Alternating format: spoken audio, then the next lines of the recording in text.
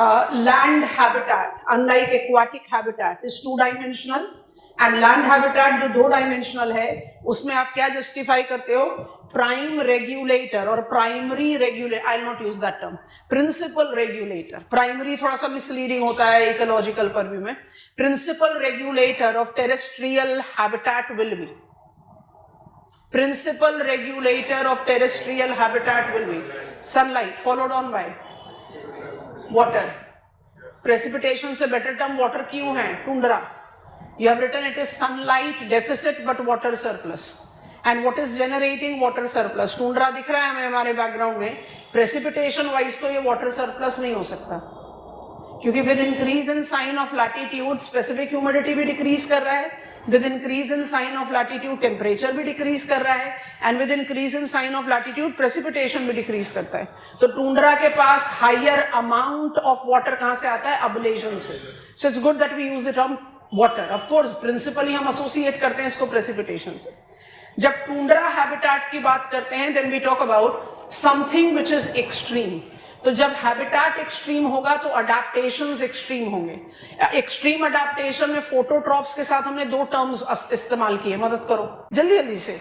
फोटोट्रॉप, शाबाश, फ्लोटेज and dormancy. अच्छा, जब हम बात करते हैं टूंड्रा हैबिटेट की and we talk about phototrophs, तो फोटोट्रॉप्स का अडेप्टेशन कैसे गया? I will be having flotage and I will be having dormancy. Flotage किस चीज को डिनोट कर रहा है? मेरे पास इतना फेवरेबल हैबिटेट ही नहीं है कि मैं बॉडी पार्ट्स डेवलप कर सकूं. I'll just be the patches of green. और डोरमेंसी क्या शो कर रहा है? Major part of the year when it is winters, frozen surface है, आपको अपना फोटोसिंथेसिस सस्पेंड करना पड़ेगा and you are surviving there because you are adapted to that extreme habitat. Heterotrophs में इंसेक्ट्स भी डोरमेंसी के साथ जा रहे हैं. और जब एनिमल्स और बर्ड्स की बात करते हो, water birds, because water logged condition है, वाटर बर्ड्स को हम एवी फौना बोलते हैं. एनिमल्स और बर्ड्स की बात करते हैं. अच्छा, इंटरेस्टिंग है, टूंड्रा में वी डोंट हैव रेप्टाइल्स, जहां पर भी हम नॉर्मली इंसेक्ट्स की बात करते हैं. अच्छा, ऐसे बताओ कौन कौन से हैबिटेट है जहां हमने इंसेक्ट्स के बारे में बात करी? Quick quick. Rain forest, desert, tundra. और कहां कहां पर हमने रेप्टाइल्स को ऐड किया? रेन फॉरेस्ट में, डेजर्ट में. रेप्टाइल्स टूंड्रा में नहीं होते. But which is the habitat which is identified to be अडोब, richest diversity of insects and reptiles? Rain forest. शाबाश. सो टूंड्रा में हेट्रोट्रॉफ का अडेप्टेशन क्या होगा? एक तो होगा माइग्रेशन, और अगर दूसरे अडेप्टेशंस के बारे में बात करोगे तो you can talk about Wilson, Allen and Bergmann rule. But क्योंकि टूंड्रा में ये परमानेंट ड्वेलर्स नहीं है, barring the exception of penguins of southern hemisphere, तो हम ज्यादा किसके बारे में बात करते हैं? Migration. Why tundra is not considered to be a seasonal habitat? इसलिए नहीं क्योंकि मॉस, लिचन्स और इंसेक्ट्स नदर्न टूंड्रा में सारे साल भर सर्वाइव करते हैं, डोरमेंसी में करें पर सर्वाइव करते हैं, एंड सदर्न हेमिस्फेरिक टूंड्रा में पेंगुइन्स हैं जो सर्वाइव करते हैं. तो कहीं से भी मिसलीडिंग कंक्लूजन नहीं ड्रॉ करना है, क्योंकि जो चीज हम समझते हैं ना कहीं हिडन माइंड में, वो हमारे दिमाग में रहता है. When I am in rush of writing वो रिफ्लेक्ट आउट हो जाता है. इसलिए हम हमेशा कहते हैं क्लैरिटी. अगर आपने टर्म्स की क्लैरिटी पिकअप कर ली है, अगर आपने कंसेप्ट्स की क्लैरिटी पिकअप कर ली है, आप बहुत आराम से स्टेटमेंट बना सकते हो. तो स्टेटमेंट पर फोकस मत करो, वो हम सब बना सकते हैं. That much command. और ज्योग्राफी एंड यूपीएससी के लिए, I don't want to talk about geography, UPSC के लिए आंसर राइटिंग रिक्वायरमेंट फंडामेंटली क्या है? आप कम्युनिकेट कर सको. हम जो आपको लिख कर देते हैं बोर्ड पर या जो डिक्टेट कराते हैं वो क्या है? क्या वो बहुत फ्लावरी, ग्लैमरस इंग्लिश लैंग्वेज है लाइक शशि थरूर? बिल्कुल भी नहीं.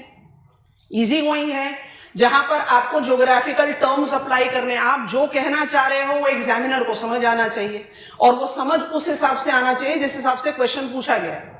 आपकी समझ नहीं, आपने क्वेश्चन को क्या समझा उसके हिसाब से. So you can create sentences, उस पर मत फोकस करो. फोकस करो टर्म्स को समझने की और कंसेप्ट्स को समझने की. ये है फंडामेंटल्स ऑफ प्रिपरेशन, इसलिए हम उसी पॉइंट पर ज्यादा एम्फेसिस देते हैं. अच्छा, टूंड्रा की तरह डेजर्ट भी बहुत एक्सट्रीम हैबिटेट है. अब ये डायग्राम आपको धीरे धीरे अपना लगने लग जाएगा. जब हम वर्ल्ड वेजिटेशन की बात करेंगे तो ये फुली हमारा हो जाएगा. और एक्चुअली ये बहुत एलिमेंट्री डायग्राम है जो एग्जामिनेशन में ड्रॉ किया जा सकता है. आसान है, देखने में डिफिकल्ट लगता है, बट 2-3 रेफरेंस के बाद आसान हो जाता है. डेजर्ट ट्रॉपिकल भी है, सब ट्रॉपिकल भी है. प्रेसिपिटेशन वाइज लिमिटिंग फैक्टर है, सब ट्रॉपिकल में टेम्परेचर भी लिमिटिंग फैक्टर है, क्योंकि विंटर्स बहुत ग्रिम हो जाती है। सो अगर एक्सट्रीम हैबिटेट होगा तो अडेप्टेशन एक्सट्रीम होगा। फोटोट्रॉफ का अडेप्टेशन जेरोफिटिक, माने उनका नीडल शेप लीड ट्रांसपिरेशनल लॉस को मिनिमाइज करने के लिए, सक्लेंट रूट का water sucking capacity and storage capacity, और फेरियाटोफाइट्स एब्सोल्यूट डीप सीटेड रूट। फेरियाटोफाइट से लिखना क्यों जरूरी है, जैसे ही अभी पढ़ेंगे वो स्टार मार्क फॉरेस्ट जो मेडिटेरेनियन में लिखकर कल छोड़ा था, समझ में आएगा कि फेरियाटोफाइट्स क्यों जरूरी है। And when I take reference of tropical desert, हमें जेरोफिटिक प्लांट्स की बिगर वैरायटी मिलती है जिसमें ट्रीज भी हैं, और जब हम सब ट्रॉपिकल डेजर्ट में जाते हैं तो बुशेस डोमिनेंट है। ऐसा क्यों? Biodiversity decreases with increase in sign of latitude. Date palm एक पॉइंट एक्सेप्शन है। सबसे पहला एक्सेप्शन कि ये डेजर्ट प्लांट तो है पर ये जेरोफाइट नहीं है, और दूसरा एक्सेप्शन ये कि ट्री वैरायटी होने के बावजूद भी ये आपको सब ट्रॉपिकल डेजर्ट में मिलता है। लगता है कि क्वेश्चन की डिमांड है तो लिखो, अगर ओपन एंडेड क्वेश्चन है डेजर्ट हैबिटेट तो लिखना चाहिए डेट पाम। हेट्रोट्रॉफ की बात करें तो हेट्रोट्रॉफ का अडेप्टेशन ट्रॉपिकल डेजर्ट में मुझे बिगर डाइवर्सिटी में दिखता है, क्योंकि tropical desert gives you bigger diversity of heterotrophs itself. आपको इंसेक्ट्स भी मिल रहे हैं, रेप्टाइल भी मिल रहे हैं, हर्बीवोरस भी मिल रहा है, कार्निवोरस भी मिल रहा है, and that is the reason we have got them with एक थिक स्किन कोटिंग, दूसरा बिग लिम्स, और तीसरा नॉक्टर्नल। थिक स्किन कोटिंग मुझे कैमल में भी मिलेगी, सब ट्रॉपिकल डेजर्ट के याक और गेजील में भी मिलेगी, बट सब ट्रॉपिकल डेजर्ट के याक और गेजील का थिक स्किन कोटिंग उनको विंटर से प्रोटेक्ट करता है, और कैमल का थिक स्किन कोटिंग उसको पोटेंशियल हीट स्ट्रोक से प्रोटेक्ट करता है। तो अडेप्टेशन फेस वैल्यू पर सिमिलर लगता है बट रीजन डिफरेंट है। दूसरी चीज, when I take reference of सब tropical desert, carnivorous heterotrophs missing है। अब ये क्या जस्टिफाई कर रहा है कि सब tropical desert have got lesser primary productivity. कौन सा फैक्टर है जो उसको लिमिट कर रहा है? सनलाइट। प्राइमरी प्रोडक्टिविटी कम होगी तो इकोलॉजिकल कैपेसिटी कम होगी, ट्रोफिक लेवल्स कम हो जाएंगे। ग्रेजिंग कम्युनिटी है यहाँ पे, ये इंपॉर्टेंट है। फॉरेस्ट पढ़ रहे हैं, forest accounts for maximum share, 80% मतलब नियर ऑल ही हो गया, 80% ऑफ द बायोस्फेरिक बायोमास। तो forest by default most productive and diverse habitat हो गया। बट फॉरेस्ट के 3 वेरिएंट, पहला पढ़ लिया rain forest. Rain forest is with arboreal heterotrophs, Adobe of insects, Adobe of reptiles, Adobe of plants. माने ये ऐसा हैबिटेट है जहां हर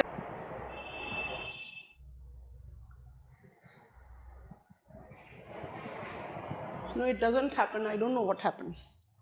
I just vanished from screen. That is the reason I just paused. चलिए, great, sorry for interruption, continue करते हैं दोबारा से। अब जब हम रेन फॉरेस्ट की बात करते हैं तो rain forest is that habitat where you are having consistent, इतना favourable warm wet throughout the year. और warm wet throughout the year किस तरीके का हैबिटेट जनरेट करेगा? वो जनरेट करेगा most favourable habitat for phototrophs. इसलिए every inch of forest floor and even the trunks of the plant, मतलब आप डेंसेस्ट डाइवर्सिटी ऑफ प्लांट्स यहां पर इमेजिन कर सकते हैं। That is the reason vertical canopy है। चारों लेयर बता दो जल्दी से, ऐसे नहीं चलता class, this is wrong. Emergent canopy, come on, working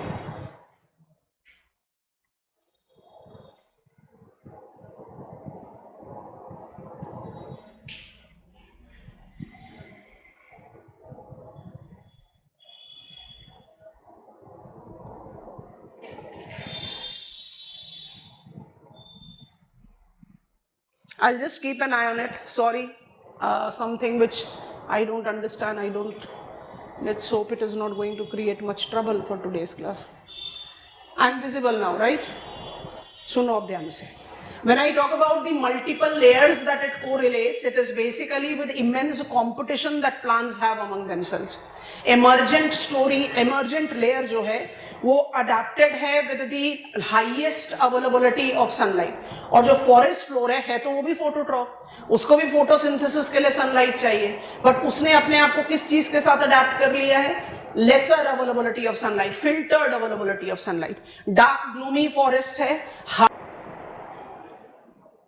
हमारी क्लास में आपको आपका टाइम वेस्ट होता हो कभी लगता है? हम क्लास में खास के भी जल्दी से वापस बैक टू नॉर्मल आने की कोशिश करते हैं, तो हम बिल्कुल नहीं चाहते कि आपका टाइम वेस्ट हो, नॉट एट ऑल। पूरा रेपुटेशन का सत्यानाश हो गया, बार बार बीच में ब्रेक हो रहा है। Okay, फोटोट्रॉप्स adaptation, hardwood deciduous but evergreen forest, closed most forest. Open most forest कौन सा है? टुंड्रा फॉरेस्ट थोड़ा ही है, इतना बड़ा ब्लंडर मारोगे। ओपन मोस्ट फॉरेस्ट कौन सा है? टाइगा। ओपन मोस्ट है, एवरग्रीन है, प्योर स्टैंडिंग प्लांट है, लार्ज है जो सिर्फ डेसिडुअस है। पाइन, स्प्रूस, फर सब एवरग्रीन प्लांट है। फॉरेस्ट में अंडर ग्रोथ नहीं है, बिकॉज अंडर ग्रोथ नहीं है इसलिए आप वहां पर बिग एनिमल्स को एसोसिएट कर सकते हैं। और जब आप big, round, less exposed limb, thick skin coating, बड़े बड़े हेयर, आप by default Allen Bergmann and Wilson rule apply कर रहे हो। इसलिए जानबूझकर आपको नाम दिया था taiga antelope, reindeer, polar bear, ये सब के सब टाइगा ड्वेलर्स हैं। टाइगा ड्वेलर्स किस तरह का अडेप्टेशन देते हैं? प्लांट्स हैं सॉफ्टवुड यील्डिंग, टॉल है, शैलो रूटेड है, नीडल लीव्ड है और ओवरऑल कोनिकल स्ट्रक्चर है, इसलिए उसको कोनीफरस फॉरेस्ट भी बोलते हैं। और जो हेट्रोट्रॉप्स हैं, आपको रूल समझा दिए उनके कौन कौन से अप्लाइड हैं, बट अडेप्टेशन में by default they correlate with hibernation. They do migrate to tundra and they are also hibernating. तो ये दोनों चीजें आप अप्लाई करते हैं। जब डेसिडुअस फॉरेस्ट पर आते हो, जिस पर हमने क्लास खत्म करी थी, I have got deciduous forest का दो वैरायटी। अब उसको इस डायग्राम पर ओवरलैप कर लो। डेसिडुअस फॉरेस्ट का वैरायटी नंबर 1, अब यहां पर आपके पास लिखा हुआ है tropical seasonal forest and savanna. तो हम क्या कर रहे हैं, यहाँ पर एक डॉटेड लाइन बना दे रहे हैं। तो ये मेरा मॉनसूनल फॉरेस्ट हो गया, come on, AF AM, savanna AW, समझ में आ गया? तो ये मेरा मॉनसूनल फॉरेस्ट हो गया। एक ये है ट्रॉपिकल हार्डवुड डेसिडुअस और एक ये है टेम्परेट हार्डवुड डेसिडुअस। ट्रॉपिकल और टेम्परेट हार्डवुड डेसिडुअस में प्रिंसिपल टेम्परेचर का डिफरेंस है, और टेम्परेचर का डिफरेंस प्रिंसिपल डिटरमाइनर होता है प्रोडक्शन प्रोडक्टिविटी का। दोनों बिल्कुल वेल डेवलप्ड इकोसिस्टम है, कोई एक्सट्रीम कंडीशंस दिखाई नहीं देती, तो कोई एक्सट्रीम अडेप्टेशन भी नहीं दिखता। बट अगर आप ये अरेंजमेंट डालो कि मेरा फॉरेस्ट वैरायटी नंबर 1 ये है, 2A ये है, 2B ये है और C ये है, या नंबर 3 ये है, तो by default you will be decreasing the plant diversity. Deciduous का डेंसेस्ट वैरायटी मिलेगा मुझे रेन फॉरेस्ट में, डेसिडुअस का क्लोजेस्ट फॉरेस्ट, क्योंकि रेन फॉरेस्ट को आप डेसिडुअस फॉरेस्ट नहीं बोलते, एवरग्रीन बोलते हो। डेसिडुअस का जो डेंसेस्ट फॉरेस्ट है वो मॉनसूनल हार्डवुड डेसिडुअस होगा, ओपन फॉरेस्ट है वो टेम्परेट हार्डवुड डेसिडुअस होगा, और बोरियल जो है वो ओपन मोस्ट फॉरेस्ट हो जाएगा। आपको ये भी समझा दिया कि प्लांट वैरायटीज को याद कर लो, क्योंकि सैंडलवुड टेम्परेट में नहीं जाएगा, टीक टेम्परेट में नहीं जाएगा, और चेस्टनट मैपल ट्रॉपिकल में नहीं जाएगा। तो प्लांट के स्पेसिफिक वैरायटीज है। हेट्रोट्रॉप्स रिपीटेड है, बस दिमाग में क्या रखना है, लोअर लैटिट्यूड में बायोडाइवर्सिटी ज्यादा होता है। तो जब लोअर लैटिट्यूड के बायोडाइवर्सिटी की बात कर रहे हो तो आप फटाफट से हर्बीवोरस, कार्निवोरस के जितने एनिमल बिलीव कर सकते हैं सबको ऐड ऑन कर दो। और टेम्परेट लैटिट्यूड में आपको थोड़ा सा सेलेक्टिव हो जाना पड़ेगा, because we don't have that much of heterotroph diversity at that latitude. यहां तक हमने पढ़ लिया, अब हम इसके आगे बढ़ रहे हैं। अब जरा इसको नोटिस करना, यहां पर अप्लाई कर रहे हैं। जब फॉरेस्ट की शुरुआत की तो कहा फॉरेस्ट बायोम के 3 part, rain forest done, Tyga forest done, deciduous forest technically done, क्योंकि हमने इसको डिवाइड किया मॉनसूनल में और टेम्परेट हार्डवुड डेसिडुअस में। ये डिवीजन अपने दिमाग में रखना है। फॉरेस्ट बायोम 3 ही होंगे, जब आप प्रिंसिपल कैटेगराइजेशन करोगे तो फॉरेस्ट बायोम 3 ही होंगे, बट अगर आप फॉरेस्ट बायोम पर आंसर लिख रहे हो तो 3 के आगे सब कैटेगरीज बढ़ती चली जाती है। जैसे 3rd के 2 सब कैटेगरी हो गए। अब नोटिस करो, temperate hardwood deciduous along it's waiter margins, छोड़ सकते हैं बट मेरे ख्याल से छोड़ना चाहिए नहीं। अगर हम टेम्परेट हार्डवुड डेसिडुअस के बेटर मार्जिन्स पर जाएं तो आप अपना ग्रिड डायग्राम जो हमने कल एंड ऑफ द क्लास बनाया था उसको देखो और उसको मैप ऑफ वर्ल्ड पर अप्लाई करो। तो हम इमेजिन करते हैं कि हमारा ग्रिड जो है ना वो यूरेशिया में डला हुआ है। तो यूरेशिया के वेस्ट मार्जिन में आपने लिखा है टेम्परेट हार्डवुड डेसिडुअस और ईस्ट में लिखा है टेम्परेट हार्डवुड डेसिडुअस। इमेजिन करो मेन लैंड से ब्रिटिश आइसलैंड्स चले गए या मेन लैंड से जापान चले गए तो ब्रिटिश आइसलैंड्स और जापान थोड़ा ज्यादा वेट हो जाएगा। I think it is making sense. अब उस ग्रिड को अप्लाई कर दो नॉर्थ अमेरिका में, वेस्ट में आपको मिलेगा वैंकूवर और छोटे छोटे islands, Queens, Charlotte island, Alexander archipelago. खोलो मैप, देखो जल्दी से देखो, वैंकूवर के नॉर्थ में देखना, वैंकूवर आइलैंड के नॉर्थ में दिखना है पैसिफिक शोरलाइन, नॉर्थ अमेरिका। मिला Queens, Charlotte island and Alexander archipelago. Yes no? North American map, USA नहीं बोला, पैसिफिक शोरलाइन बोल रहे हैं। वैंकूवर कनाडियन आइलैंड है, इंटरनेशनल बाउंड्री। आप लोगों की पिटाई करनी पड़ेगी अब मुझे एक बार जरूर से। उसके नॉर्थ में जाओ, मिला क्वींस, चार्लोट, मिला अलेक्जेंडर, ठीक है। अच्छा, ईस्ट मार्जिन पर आओ, आर्कटिक फ्रंट पर पड़ा था, आपको लॉन्ग आइलैंड भी दिख रहा है और न्यू फाउंडलैंड भी दिख रहा है। I think you have visualised it. ये wetter margins of temperate hardwood deciduous हैं। Wetter margins of temperate hardwood deciduous में क्या मिलता है? ये मिलता है, बबल में डाल रहे हैं। It is temperate evergreen forest, इसको कहते हैं लॉरेल। टेम्परेट एवरग्रीन कहां होते हैं? Wetter margins of temperate latitude. Examples क्या क्या बता दिया? ब्रिटिश आइसलैंड्स, अब आपको जो भी कुछ लिखना है लिखते जाओ। British islands, Japanese archipelago, oceanography में समझाएंगे आर्चिपेलागो, आइसलैंड्स वगैरह। क्वींस, चार्लोट आइलैंड,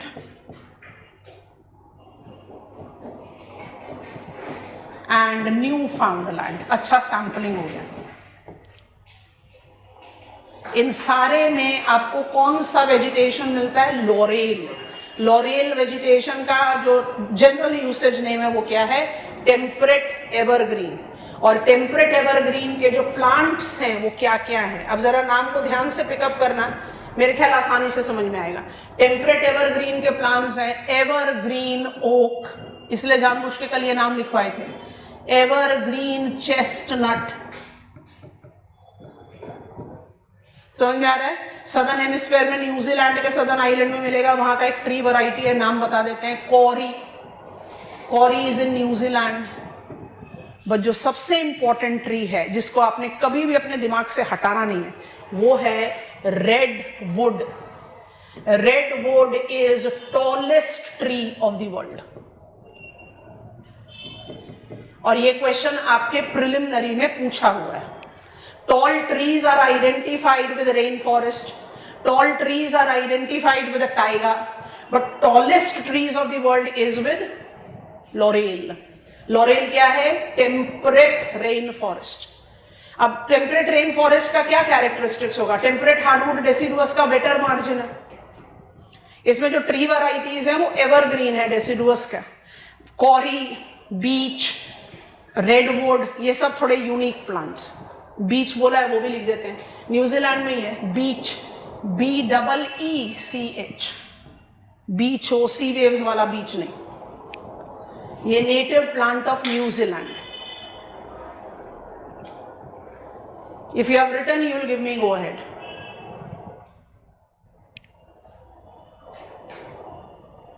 सो शुरू करा फॉरेस्ट, फॉरेस्ट को डिवाइड करा रेन फॉरेस्ट में। और अच्छा, रेन फॉरेस्ट में डिवाइड करा, मान लो एग्जामिनर ने यही क्वेश्चन दे दिया, right short note on, explain, discuss, right an essay. इस बार के मेन एग्जामिनेशन में राइट एन एसे बड़ा लिख दिया है क्वेश्चन पेपर में, right an essay on evergreen forest. एक एवरेज थिंकिंग स्टूडेंट किस पर लिखेगा? यहां पर छोड़ देगा। आप अबव एवरेज सोचो, ये भी तो रेन फॉरेस्ट है, ये ट्रॉपिकल रेन फॉरेस्ट है, ये टेम्परेट रेन फॉरेस्ट है। अच्छा, एक और बात बताओ, डिसअपॉइंट मत करना। लिख लिया? पेन ड्रॉप करो। हमने आपको बताया कि अगर हम इस डायग्राम को अभी कुछ भी मेसअप नहीं करना चाहते, इसलिए रिमूव नहीं कर रहे। हमने आपको बताया कि कल की ग्रिड को आप अप्लाई कर दो यूरेशिया में, तो ब्रिटिश आइसलैंड्स में भी, जापान में भी मुझे लॉरेल मिलेगा। नॉर्थ अमेरिका में डाल दो तो पैसिफिक शोरलाइन में वैंकूवर, क्वींस, चार्लोट, और अटलांटिक शोरलाइन में न्यू फाउंडलैंड में मिलेगा। अपनी नॉलेज ऑफ क्लाइमेट अप्लाई करो।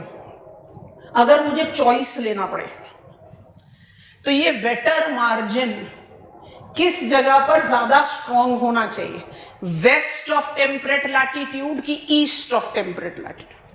मतलब क्वींस चार्लोट में ज्यादा होना चाहिए कि न्यू फाउंड लैंड पर, ब्रिटिश आइसलैंड्स में ज्यादा होना चाहिए कि जापानीज आर्चिपेलागो में?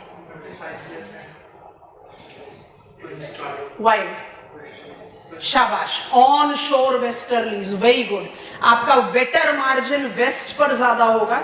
जापान में हम दिमाग में क्या रखें, जापान में आप बोलोगे भाई विंड तो ऑफशोर हो गई, ऑफशोर नहीं हुई, मेन लैंड से ऑफशोर हुई, सी ऑफ जापान से मॉइस्चर लेके जापान के वेस्टर्न शोर लाइन में लॉरेल डेवलप करेगी, बट वो सिर्फ जापान के वेस्ट शोर लाइन पर। तो ऐसा नहीं है कि जापान में लॉरेल नहीं है या न्यूजीलैंड में नहीं है, बट ज्यादा स्ट्रॉन्ग कहां होगा, ब्रिटिश आइसलैंड्स में एंड क्वींस चार्लोट में। I think it is comfortable.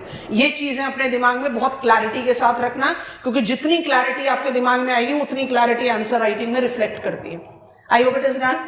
अच्छा, अब हम क्या कर रहे हैं, अब हम रेपिटेशन मोड पर आ रहे हैं। जब आपने कहा फॉरेस्ट, तो मेरा पहला फॉरेस्ट हुआ ट्रॉपिकल, मेरा पहला फॉरेस्ट हुआ रेन फॉरेस्ट, मेरा दूसरा फॉरेस्ट हो गया डेसिडुअस, ये भी दूसरा ही है, नंबर 2 लिख रहे हैं, और ये मेरा हो गया तीसरा फॉरेस्ट। जब सेकंड नंबर को लिया तो पहले डिवाइड कर दिया मॉनसूनल में और हार्डवुड डेसिडुअस में, हार्डवुड डेसिडुअस को ऐड कर दिया लॉरेल के साथ।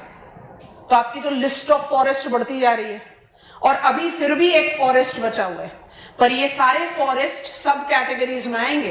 प्रिंसिपल टाइप्स ऑफ फॉरेस्ट 3 ही रहेंगे, आप उसको 4 मॉनसूनल और डेसिडुअस को अलग काउंट करके, 5 लॉरेल को अलग काउंट करके, and finally the star mark forest, उसको अलग अलग काउंट नहीं करोगे, उनको सेपरेट पॉइंट पर लिखना है, दे आर नॉट प्रिंसिपल। तो the star mark area was Mediterranean. Star mark forest जो है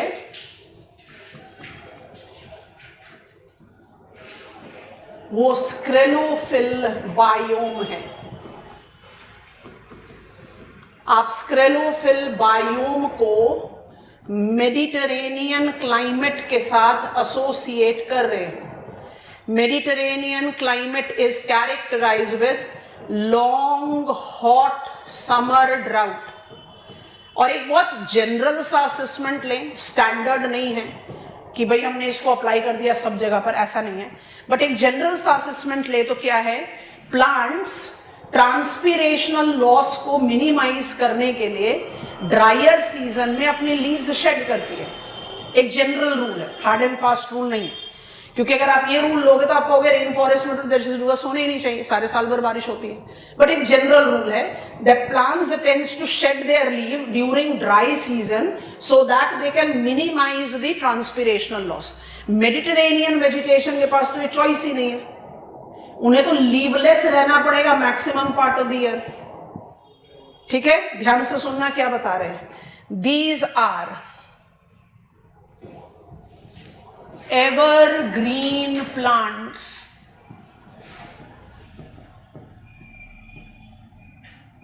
that develops evergreen vegetation। क्या मैं इसको फॉरेस्ट बोल सकती हूं? yes, as a star mark forest। reason, I have got trees and I have got bushes. Trees and bushes are typically adapted to short and stunted growth, have small, thick and glossy leaves,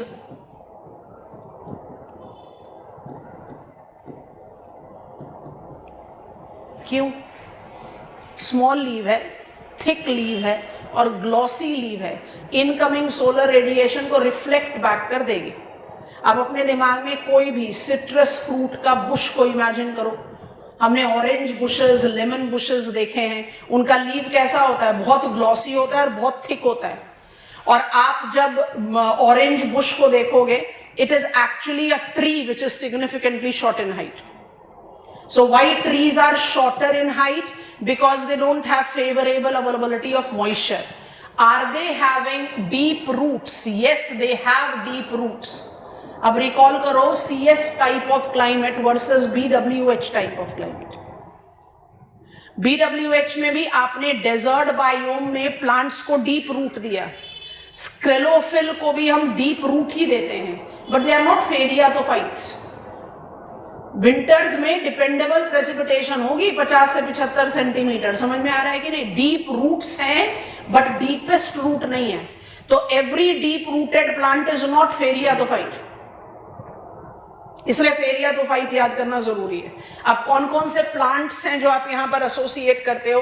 the plants that we correlate here is figs, olives, different varieties of citrus fruits. और question paper में आया हुआ है तो उसको लिख देते हैं मकवी प्लांट, चपराल। आपको कल जो इमेज दिखाई थी वहां पर चपराल लिखा हुआ था। These are the unique plant varieties that I associate with Mediterranean. Mediterranean biome का नाम नहीं है, बायोम का नाम क्या है? स्क्रेलोफिल। जो भी कुछ लिखना है लिखो और जरा हमें गो अहेड दो, हमने आपसे एक क्वेश्चन पूछना है और आप लोग हमें डिसअपॉइंट नहीं करेंगे। और यहां देख लो कि स्क्रेलोफिल की कहीं कोई जगह नहीं है, क्योंकि आप उसको फॉरेस्ट वेरिएंट में काउंट कर लेते हैं।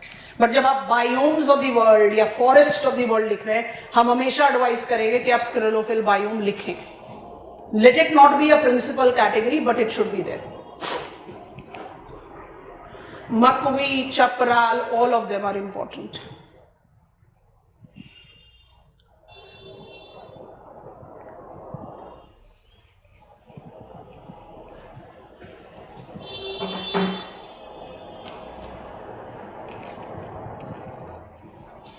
और मेडिटेरेनियन क्लाइमेट कहाँ है ये तो मुझे आपको बताने की जरूरत ही नहीं है, आप बहुत इजीली अवेयर हो इसके बारे में।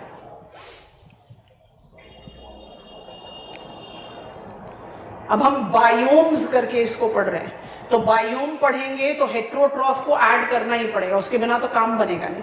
तो फोटोट्रॉफ्स मुझे यहाँ पर यूनिक अडेप्टेशन दे रहा है, क्योंकि फोटोट्रॉफ्स क्या बता रहा है? They have to bear long hot summer drought, winter concentrated dependable precipitation. तो बड़ा यूनिक अडेप्टेशन है और यूनिक वैरायटीज ऑफ प्लांट है, समझ गए? अब प्लीज रिकॉल करें, आप सब ट्रॉपिकल लैटिट्यूड में हैं। इस सब ट्रॉपिकल लैटिट्यूड में सेंटर में तो डेजर्ट है, ईस्ट मार्जिन में चाइना टाइप था जिसको आपने मॉनसूनल डेसिडुअस के साथ ऐड किया, और वेस्ट मार्जिन में मेडिटेरेनियन है। मेरा आप लोगों से question, heterotroph varieties, heterotroph varieties sclerophyll biome में लेस डाइवर्स होनी चाहिए टेकन सब ट्रॉपिकल लैटिट्यूड, या चाइना टाइप या मॉनसूनल डेसिडुअस टाइप के साथ साथ बराबर होना चाहिए? मतलब should it be similar diversity? जैसे हमने कहा ना मॉनसूनल हार्डवुड डेसिडुअस में स्क्विरल्स भी हैं, रैबिट्स भी हैं, you will take bear, you will take elephants. वैसी डाइवर्सिटी आप नोटिस करोगे मेडिटेरेनियन में, या आप नोटिस करोगे कि भाई बिगर एनिमल्स की डाइवर्सिटी को हटा दो, you will have more lesser diversity of heterotroph? What is your take? Lesser, why? Limiting factor है भाई, प्रोडक्शन कम होगा, यहाँ पर लॉन्ग हॉट समर ड्राउट है। तो हेट्रोट्रॉफ्स की डाइवर्सिटी कैसे जज करोगे? बिल्कुल अपने दिमाग में क्लियरली रख लो, heterotrophs are matching, and I want to write it this way, heterotrophs are matching to temperate deciduous forest. Is that easier for us? Sheep भी मिलेगा, गोट भी मिलेगा, स्क्विरल भी मिलेगी, फॉक्सेस भी मिलेंगे, but the diversity will be weaker then सब tropical, क्योंकि यहां लिमिटिंग फैक्टर क्या है? प्रेसिपिटेशन। चलो काउंट करना शुरू करो। Finally we are done with forest. अब फुली डन है कि नहीं, और थोड़ा सा भी रुकते हैं, अभी और आगे बढ़ेंगे तो और क्लैरिटी के साथ आएगा। What is forest biome? Most productive, 80% of biomass. How many types are there? 3. Rainforest, taiga forest, deciduous forest. Deciduous forest divided into 2. Monsoonal, temperate. Temperate is not complete without laurel. And then we have got a special type of forest biome, जिसको आप क्या बोलते हैं? Sclerophyll biome. Sclerophyll biome की speciality क्या है? ये evergreen trees हैं, तो भाई एवरग्रीन ट्रीज मुझे रेन फॉरेस्ट में मिल सकते हैं सम ऑफ देम, और मुझे टाइगा फॉरेस्ट में मिल सकते हैं, मैं दोनों में से किसी में भी नहीं डाल सकती इनको। Reason, short stunted trees with availability of bushes. Availability of bushes बोलते ही टाइगा आउट ऑफ क्वेश्चन हो गया, रेन फॉरेस्ट पे नहीं आएगा क्योंकि यहाँ तो लॉन्ग हॉट समर ड्राउट है। माने किसी भी कंसिडरेशन में आप किसी भी फॉरेस्ट के साथ इसको नहीं डाल सकते, टेक्निकल फॉरेस्ट। डेसिडुअस तो ये कतई नहीं है क्योंकि plants are evergreen, so they are special type of forest that goes easy way. और ये बायोम हेट्रोट्रॉफ की डाइवर्सिटी मोर मैच करेगा टेम्परेट से, क्योंकि यहाँ पर लिमिटिंग फैक्टर है, have to be a long hot summer drought, और वही कंडीशन जस्टिफाई कर रहा है कि प्लांट्स का बड़ा यूनिक अडेप्टेशन है यहाँ पर। आई hope it is comfortable. California में CS टाइप ऑफ क्लाइमेट है, आलमंड, ऑरेंजेस। मेडिटेरेनियन सी के शोरलाइन में मेडिटेरेनियन टाइप ऑफ क्लाइमेट है। जहां पर मेडिटेरेनियन क्लाइमेट है उसको हम बोलते हैं गार्डन्स ऑफ द वर्ल्ड, क्योंकि जो नेचुरल वैरायटीज ऑफ प्लांट्स है वही figs, olive, citrus variety, so they are giving you the horticultural domain right as the natural yield, इसलिए they are called gardens of the world. We have to learn environmental reasons. Forest खत्म हुआ, अपना grid diagram को खोलो हमारे board पर दोबारा से। हम टेरेस्ट्रियल बायोम को ऑलमोस्ट खत्म करने वाले हैं। अब हम पहुंच गए हैं ग्रासलैंड बायोम पर। अब आप लोग ना थोड़ा सा ध्यान से विजुअलाइज करो, तो नंबर 4 बायोम हो गया, उसके बाद हम 5th सवाना को पिकअप करेंगे। सवाना से एक बड़ा अच्छा इंटरलिंक मिलेगा आगे बढ़ने के लिए, सिर्फ सवाना को 5th में रखा है हमने। ग्रासलैंड के साथ लिखा था मॉडरेट, सब कुछ यहाँ पर मॉडरेट मॉडरेट है। आप इसको ना तो एक्सट्रीम ड्राई बोल सकते हो क्योंकि भाई प्रेसिपिटेशन कम है। रिकॉल करो ग्रासलैंड का प्रेसिपिटेशन रेंज कितना था, 25 से 75 सेंटीमीटर। लोअर वैल्यू बहुत कम है, लोअर वैल्यू बहुत कम है, हायर वैल्यू सिग्निफिकेंटली हाई है। टेम्परेट लैटिट्यूड पर हो तो इवेपोरेशनल लॉस भी तो कम होगा। अब ध्यान से सुनते हैं, grassland biome are identified to be in temperate continental interiors. आपके पास ग्रिड है, आप इसको बहुत आराम से नोटिस कर सकते। कोपन्स क्लासिफिकेशन पढ़ते समय कहा था BSH BSK, यहां पर वाला काम नहीं चलना, यहां पर थोड़ा दूसरा क्लासिफिकेशन लेना है, तो ध्यान से सुनना। अब हमने जो ग्रिड बनाया था, मिनिएचर बना देते हैं यहां पर। हमने जो ग्रिड बनाया था, I just want to get on to 45 से 60 डिग्रीज अभी के लिए, सारा ग्रिड नहीं डेवलप कर रहे। और ये कॉन्टिनेंटल इंटीरियर है जहां हमने लिखा ग्रासलैंड। अब इस वाले लैटिट्यूड को हम इलाबोरेट कर रहे हैं, नोटिस करो बहुत ध्यान से, then the task will be easily done. 45 से 60 डिग्रीज एक आइडियल रेंज है। अदरवाइज आपको पता है कि सदर्न हेमिस्फीयर में चाहे वो कंपास हो, चाहे वो वेल्ड हो, चाहे वो डाउन्स हो, वो 45 डिग्रीज लैटिट्यूड से कम लैटिट्यूड पर है, क्योंकि you have their presence. South America तो खत्म हो जाए, साउथ अफ्रीका तो खत्म हो जाएगा 50 डिग्रीज लैटिट्यूड से पहले, तो ये रेफरेंस सेक के लिए। फिर भी हम इसको, क्योंकि ग्रिड हमेशा ऐसे डेवलप करते हैं, तो वी आर डूइंग इट। अब हम दोनों मार्जिन्स को यहां पर लिख देते हैं। टेम्परेट हार्डवुड डेसिडुअस था दोनों एज पर, तो इसका मतलब amount of precipitation is decreasing with increasing continentality. ठीक, तो ये मेरा टेम्परेट हार्डवुड डेसिडुअस है, ये मेरा टेम्परेट हार्डवुड डेसिडुअस है। And now I have to concentrate on grassland. तो ग्रासलैंड को कैसे विजुअलाइज करें, ऐसे करो।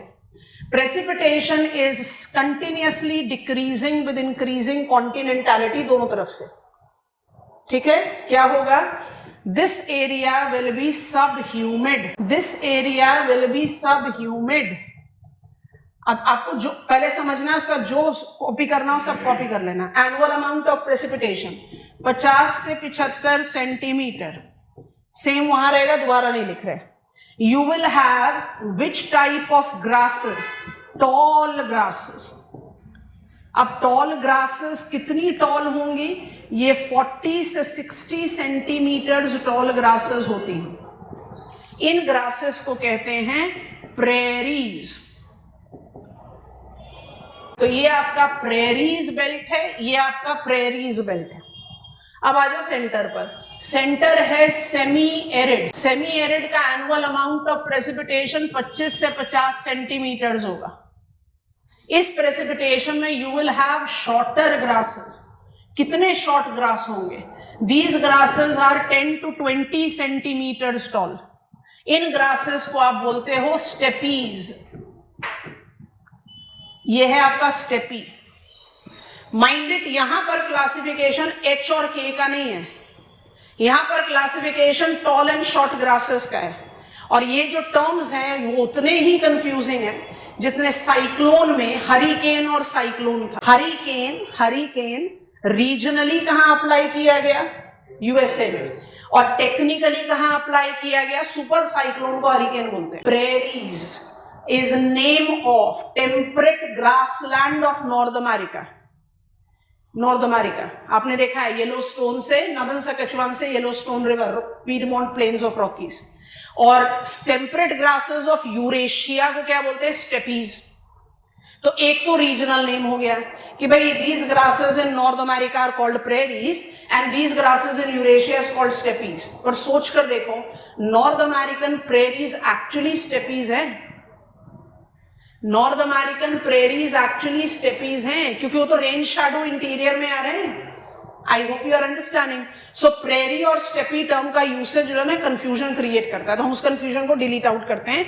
आप मुझे जल्दी जल्दी बताना मैप लोकेशन को विजुअलाइज करते हुए। स्टेपी प्रेरी समझ में आ गया। इसको प्रेरी कह रहे हैं टॉल ग्रासेस जो सब ह्यूमिड क्लाइमेट में, माने थोड़ा वेटर क्लाइमेट में, और स्टेपी ग्रासेस हैं जो सेमी एरिड में। अब आपके पास पूरी लिस्ट है, आपने ये लिस्ट क्रिएट की हुई है, आप मेरे को उसी लिस्ट से बताओ। When I talk about steppe, I should be looking in for more continental location. HNK नहीं, continental location.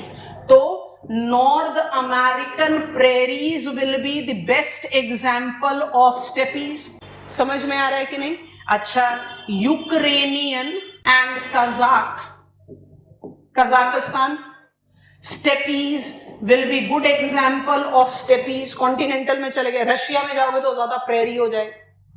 समझ में आ रहा है? ओके। इसके अलावा अब अपने मैप को रिकॉल करना, कोशिश करना रिकॉल करने के लिए। पंपास कोस्टल है, कैंटरबरी प्लेन कोस्टल है, लेकिन वेल्ड और डाउन्स कॉन्टिनेंटल है। तो weld of south Africa steppe होगा, डाउन्स ऑफ ऑस्ट्रेलिया स्टेपी होगा। अब मुझे जल्दी जल्दी से मदद करा दो प्रेरीज के लिस्ट की। चलो quick. Prairies are comparatively taller because they are with humid climate, माने in grassland humid climate. कहां डाल? वेस्टर्न यूरोपियन, रशिया लिख देते हैं। रशियन स्टेपीज आपका एक्चुअली प्रेरीज है। आपको समझ में आ रहा है? ये कंफ्यूजन मैंने पहले ही दूर कर दी है। एक नाम प्रेरी स्टेपी चल रहा है रीजनल, और एक टेक्निकल। तो जिसको आप प्रेरी रीजनली बोलते हो वो स्टेपी प्रेरी कुछ भी हो सकता है। आगे बढ़ो।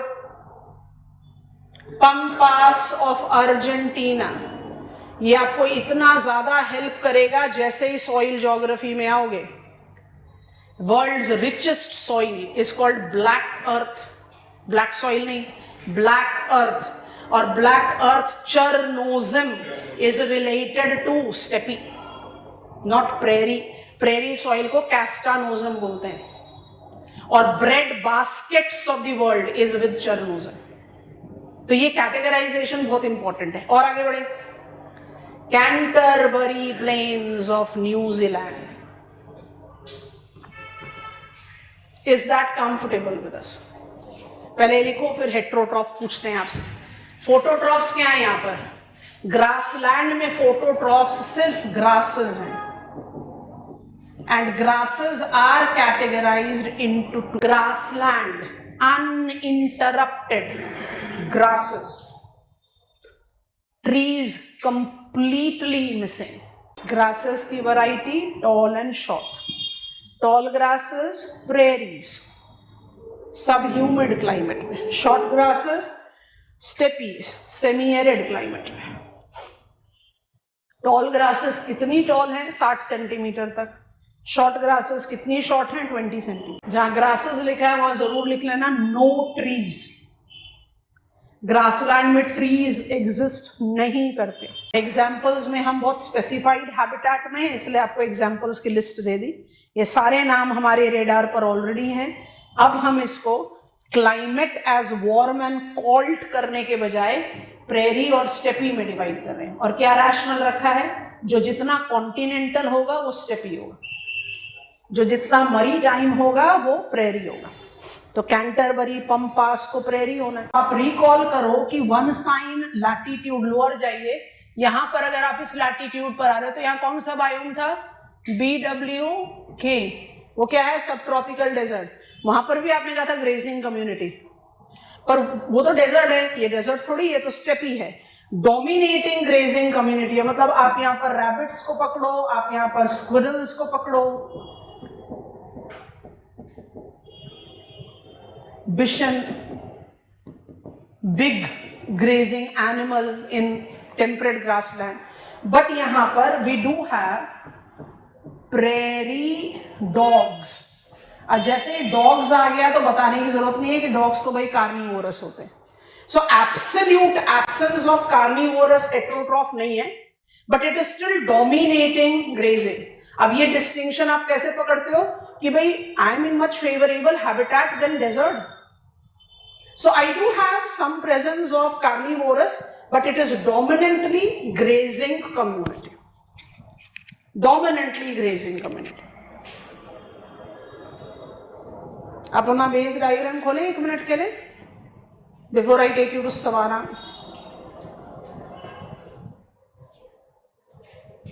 बता देना कहां पर स्टेपी लिखे और कहां पर प्रेरी लिखे। आगे भाई देखो, अब ये फिगर आपको बहुत विजिबली एविडेंट समझने वाला हो रहा है। Yes all of us, am I right? Yes. So ये सब तो हम कर चुके।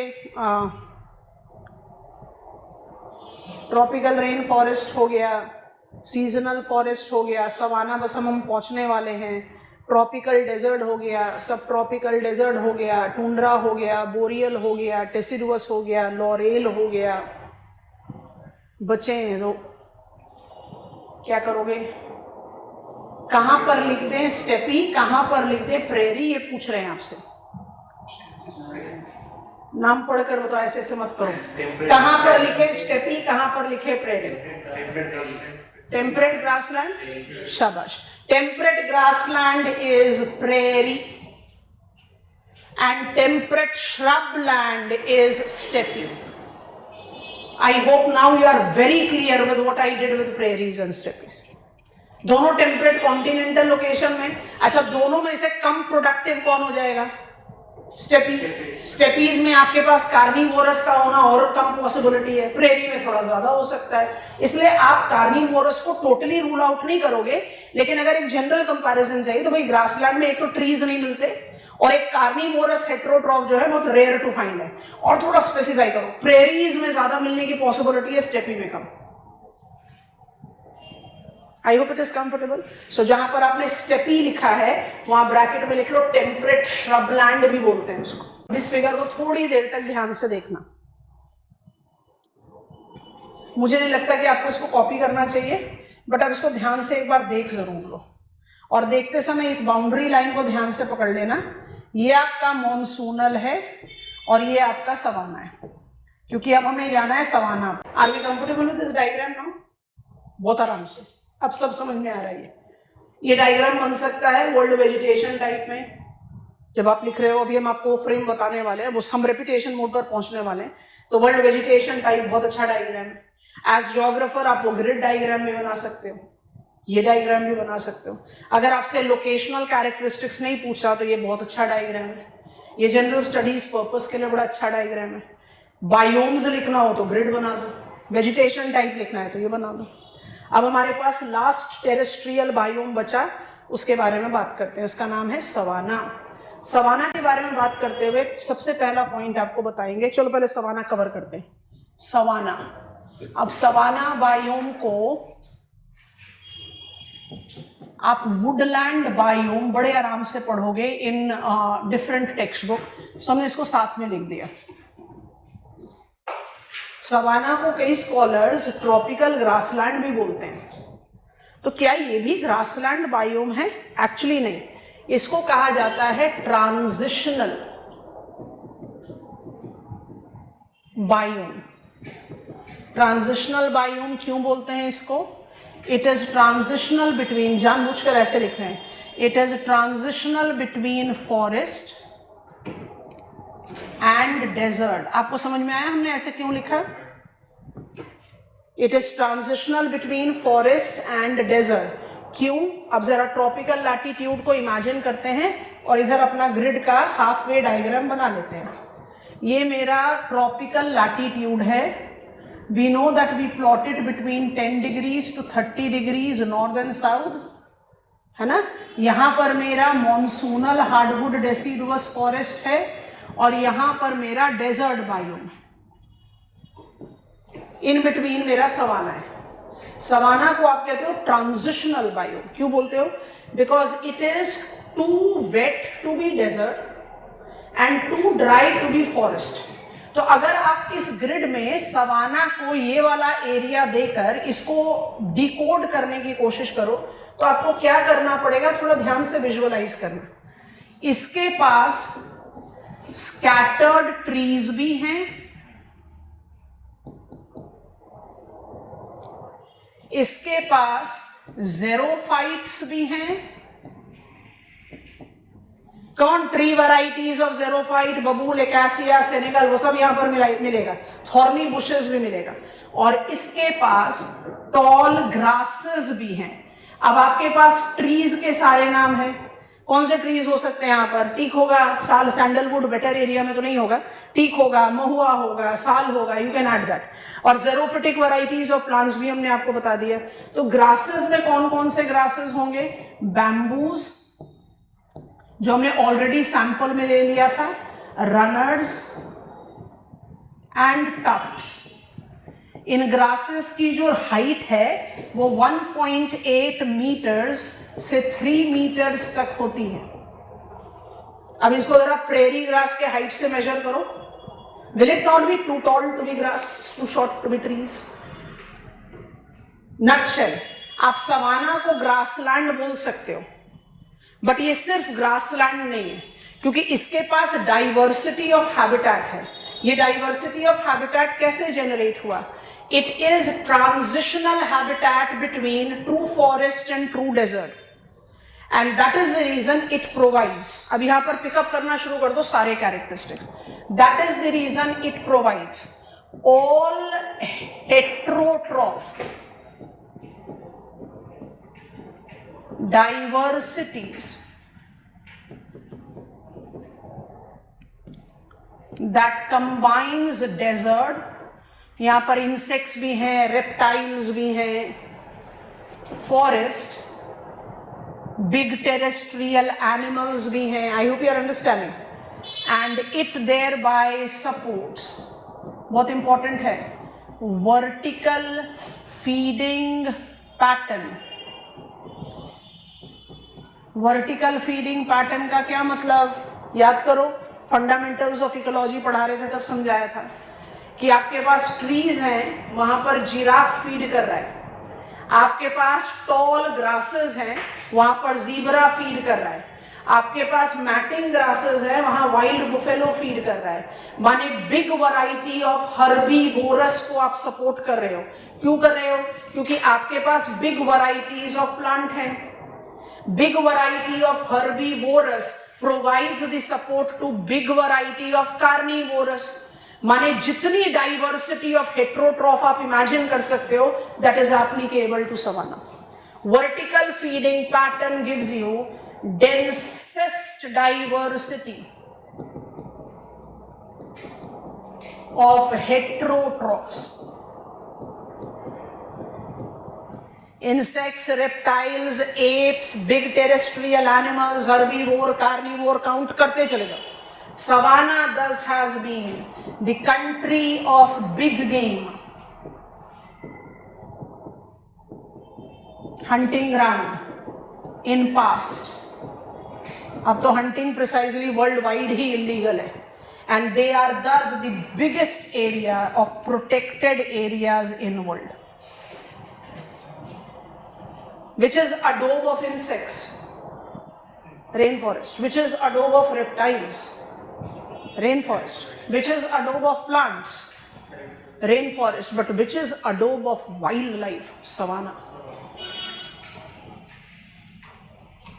और सवाना की, अभी हम इसको रिजर्व में रखेंगे, पूरी तरह से एक्सप्लेन नहीं करेंगे, स्टार मार्क करके लिख देते हैं। सवाना की डाइवर्सिटी एनरिच होती है एडिंग आइलैंड बायोडाइवर्सिटी, ये हम आपको बाद में थोड़ा सा बॉक्स आइटम बना के बता देंगे, as applied with Australia, yes, kangaroos,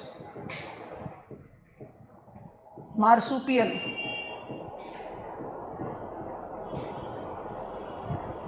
koala,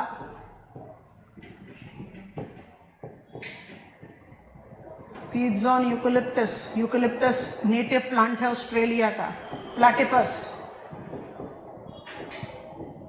koala is a teddy bear animal, kangaroo हम सब विजुअलाइज कर सकते हैं, marsupials are those animals which have got pouches to keep their young ones, and platypus is actually a bird which barks like a dog, NCERT की information. Unique diversity savanna से ही relate करती है। Savanna का जो habitat है वो इतना डाइवर्स है that it basically gives you the feel of true desert, माने जैसा आप इमेजिन कर सकते हो with biggest varieties of animals. Savanna biome is अ डोब ऑफ वाइल्ड लाइफ, वर्ल्ड के सबसे इंपॉर्टेंट। अच्छा, एक क्वेश्चन प्रिलिमिनरी में पूछा हुआ है, consider the following environmental region which will have major hunting grounds of the world, people will be having hunting as principal activity. अब इसमें कई बच्चे कहते हैं इक्वेटोरियल रेन फॉरेस्ट, तो आप हंटिंग में क्या इंसेक्ट को मारते हो? हंटिंग के लिए क्या चाहिए? एनिमल्स चाहिए ना। इक्वेटोरियल रेन फॉरेस्ट तो एनिमल्स के लिए जाना ही नहीं जाता, इंसेक्ट को मारने को हंटिंग थोड़ी बोलते हैं। हंटिंग किसको बोलते हैं? एनिमल्स। तो हंटिंग ग्राउंड कहाँ होना चाहिए? सवाना। डेसिडुअस फॉरेस्ट होगा बट सवाना फर्स्ट मैच होगा because it is a dome of wild life and savanna habitat looks like. Desert की डाइवर्सिटी को, फॉरेस्ट की डाइवर्सिटी को और ग्रासलैंड की डाइवर्सिटी को कंबाइन कर रहे हो। आपने ट्री ड्वेलर के लिए ट्रीज भी प्रोवाइड किया हुआ है, आपने ज़ेरोफिटिक अडेप्टेशन के साथ इंसेक्ट्स रेप्टाइल के लिए हैबिटेट दिया हुआ है, और in between you are having open areas for the big animals to survive. That is the reason savanna, the transitional biome. अब रिकॉल करो, टुंड्रा को बोला था deficit with sunlight, surplus with water. Desert को बोला था surplus with sunlight, deficit with water. Forest को बोला था सरप्लस विद बोथ। ग्रासलैंड को बोला था मॉडरेट। सवाना को बोलते हैं ट्रांजिशनल। पांचों बायोम हो गए, बट इससे पहले आगे बढ़े। आगे बढ़ने के लिए दो तीन चीजें ऐड करेंगे, फिर रेपिटेशन मोड पर जाएंगे। जब भी हम टर्म ट्रांजिशन यूज करते हैं ना, हम आ जाता है इकोटोन। कल वाला डायग्राम बना रहे, आप फटाफट से मदद कर देना हमें। 0 डिग्रीज 10 डिग्रीज, जल्दी से बता दो कौन सा biome? Quick class. Rain for what? Forest. Rain forest biome. 30 degrees east margin, monsoonal hardwood deciduous. Continental interior savanna. West margin desert, tropical desert for sure. 45 degrees west margin, मत बोलो, स्क्रेलोफिल। अरे मत बोलो, मतलब क्या नहीं बोलोगे? डेजर्ट। वहां पर भी जल्दी जल्दी इनिशियल्स मिल रहे हैं, शाबाश वर्चुअल क्लास। ये बच्चे तो पागल की तरह बैठे हुए हैं। ये भी hardwood deciduous, monsoon hardwood deciduous. 60 degrees, अब हम नहीं बोलेंगे, बताओ। Temperate hardwood deciduous, temperate hardwood deciduous, grassland. ये टाइगा, ये टुंड्रा और ये नो वेजिटेशन। अब ये जो इकोटोन टर्म लिखा है, अभी थोड़ी देर बाद अप्लाई करेंगे इकोटोन को। ये जितने लाइन आपने बनाए हैं ना, ये सब इकोटोन है। What is ecotone? Ecotone is transitional zone between. Ecotone is a transitional zone between two habitat. मतलब आप ऐसे लाइन ड्रॉ कर देते हो और कहते हो भाई monsoonal hardwood deciduous paves way to savanna. तो क्या रियल वर्ल्ड में ऐसा होगा ट्रीज रुक जाओ, रनर्स शुरू हो जाओ? ऐसा एब्सोल्यूट बाउंड्री थोड़ी ना बनेगा। There will be change over. जहां ट्रीज धीरे धीरे धीरे धीरे खत्म होकर रनर्स या बैम्बूज को जगह देंगे। तो ecotone is basically transition between two biomes habitat. हम सवाना के साथ टर्म इस्तेमाल करते हैं ट्रांजिशनल। तो क्या हम सवाना को इकोटोन कह रहे हैं? नहीं, savanna is a full fledged biome. Ecotone is here वो ट्रांजिशनल जोन जो दो हैबिटेट के बीच में अप्लाई किया जाए। I hope it is comfortable. तो जब भी आप टर्म यूज करते हो ना सवाना के साथ ट्रांजिशनल, तो अपने दिमाग में ये मत लाना कि savanna will become an ecotone. Savanna एक फुल फ्लेजेड बायोम है। अब मुझे एक चीज आपके साथ ऐड ऑन करानी है और उसके बाद ही हम आगे बढ़ेंगे। आप लोग पहले इसको देखोगे थोड़ी देर के लिए, फिर हम ऐड करते हैं। और हम हमेशा एडवाइस करेंगे, मान लीजिए कि आपसे एक क्वेश्चन पूछा जाए कैरेक्टरिस्टिक्स ऑफ टेरेस्ट्रियल बायोम, तो टेरेस्ट्रियल बायोम तो 5 ही बनेंगे, ठीक है, लेकिन कंक्लूजन करते समय ऑल्टीट्यूड का मेंशन कर दे। हो गया, इकोटोन को बॉक्स में डाल दो। जैसे ही आप सवाना के साथ टर्म इस्तेमाल करते हो ट्रांजिशनल, तो अपने दिमाग में ये गलती नहीं डालनी है कि सवाना इकोटोन हो गया, बिल्कुल गलत। Ecotone is transitional zone between two biomes. Savanna अपने आप में एक फुल फ्लेजेड बायोम। पूरा डायग्राम बनाने की जरूरत नहीं है, सैंपलिंग करो, ये डायग्राम आपके रजिस्टर्स में ऑलरेडी है। I am waiting for your go ahead class. अब कुछ कुछ चीजें रिपीट होंगी, इन बिटवीन कुछ कुछ नई चीजें हमारे सामने आती जाएंगी। That is how will be covering up some left out part of terrestrial habitat. उसी के बाद फिर हम आगे बढ़ेंगे सॉइल ज्योग्राफी की तरफ। अभी कुछ स्टेप्स लेने हैं, कुछ भी नया नहीं है, आप सब जानते हो। आप बस ये नोटिस करो, हॉरिजॉन्टल एक्सिस पर लैटिट्यूड प्लॉटेड है और वर्टिकल एक्सिस पर ऑल्टीट्यूड या हाइट प्लॉटेड है, ठीक है। Lower the latitude, lower the latitude, lower the height, tropical forest. As latitude increases, temperate hardwood deciduous forest, so goes with height. As latitude increases, taiga forest, so goes with height. समझ में आ रहा है कि नहीं? As latitude increases, it's tundra, so goes with height. And as latitude increases, it is no habitat, polar ice, so goes with mountain. So ध्यान से देखना, altitude और माउंटेन बायोम्स भाई डू एग्जिस्ट। अब ये बोल देना कि माउंटेन बायोम्स नहीं है तो गलत हो गया ना। हिमालयन बायोम कौन सा बायोम होगा? माउंटेन ही तो होगा। ऑल्टीट्यूडनल बायोम्स या mountain biomes do exist. Why don't we count it as sixth biome? कितना समय लगेगा? 5 पढ़ा तो छठा भी पढ़ लो, पर सिक्स्थ गलत माना जाएगा। क्यों? It is not considered to be separate biome because it is altitudinal repetition of. Come on, help me complete the statement. Latitudinal biomes. और ये फिगर आपके सामने यही बता रहा है। That will be determined by. चलो बच्चा बाटी, सबको सब कुछ पता है, मदद करो जल्दी जल्दी से। I'll use black color. जल्दी बताओ। It is third dimension repetition of latitudinal biome. तो आपको रिक्वायरमेंट है तो आप लिखो, क्वेश्चन पूछा हुआ एग्जामिनेशन में मुंटेन बायोम। अब आपका हुआ कि मुंटेन बायोम तो होता ही नहीं, हम आंसर में क्या लिखें? मुंटेन बायोम होता है। क्यों अलग काउंट नहीं किया जाता? Because it is altitudinal repetition of latitudinal biome. ये आपको यहां दिख रहा है, आप यही फिगर कॉपी डाउन करोगे। प्लांट्स नहीं बनाने, नाम लिख देना है। अब पहले 1 मिनट पहले मदद करो। What will determine characteristics of montane biome? बिल्कुल नहीं, ABCD जोड़ ही नहीं रहे आप लोग। साइन ऑफ लैटिट्यूड, वही एग्जाम्पल रिपीट कर रहे हैं। आप किलिमंजारो हो और हम माउंट एवरेस्ट है।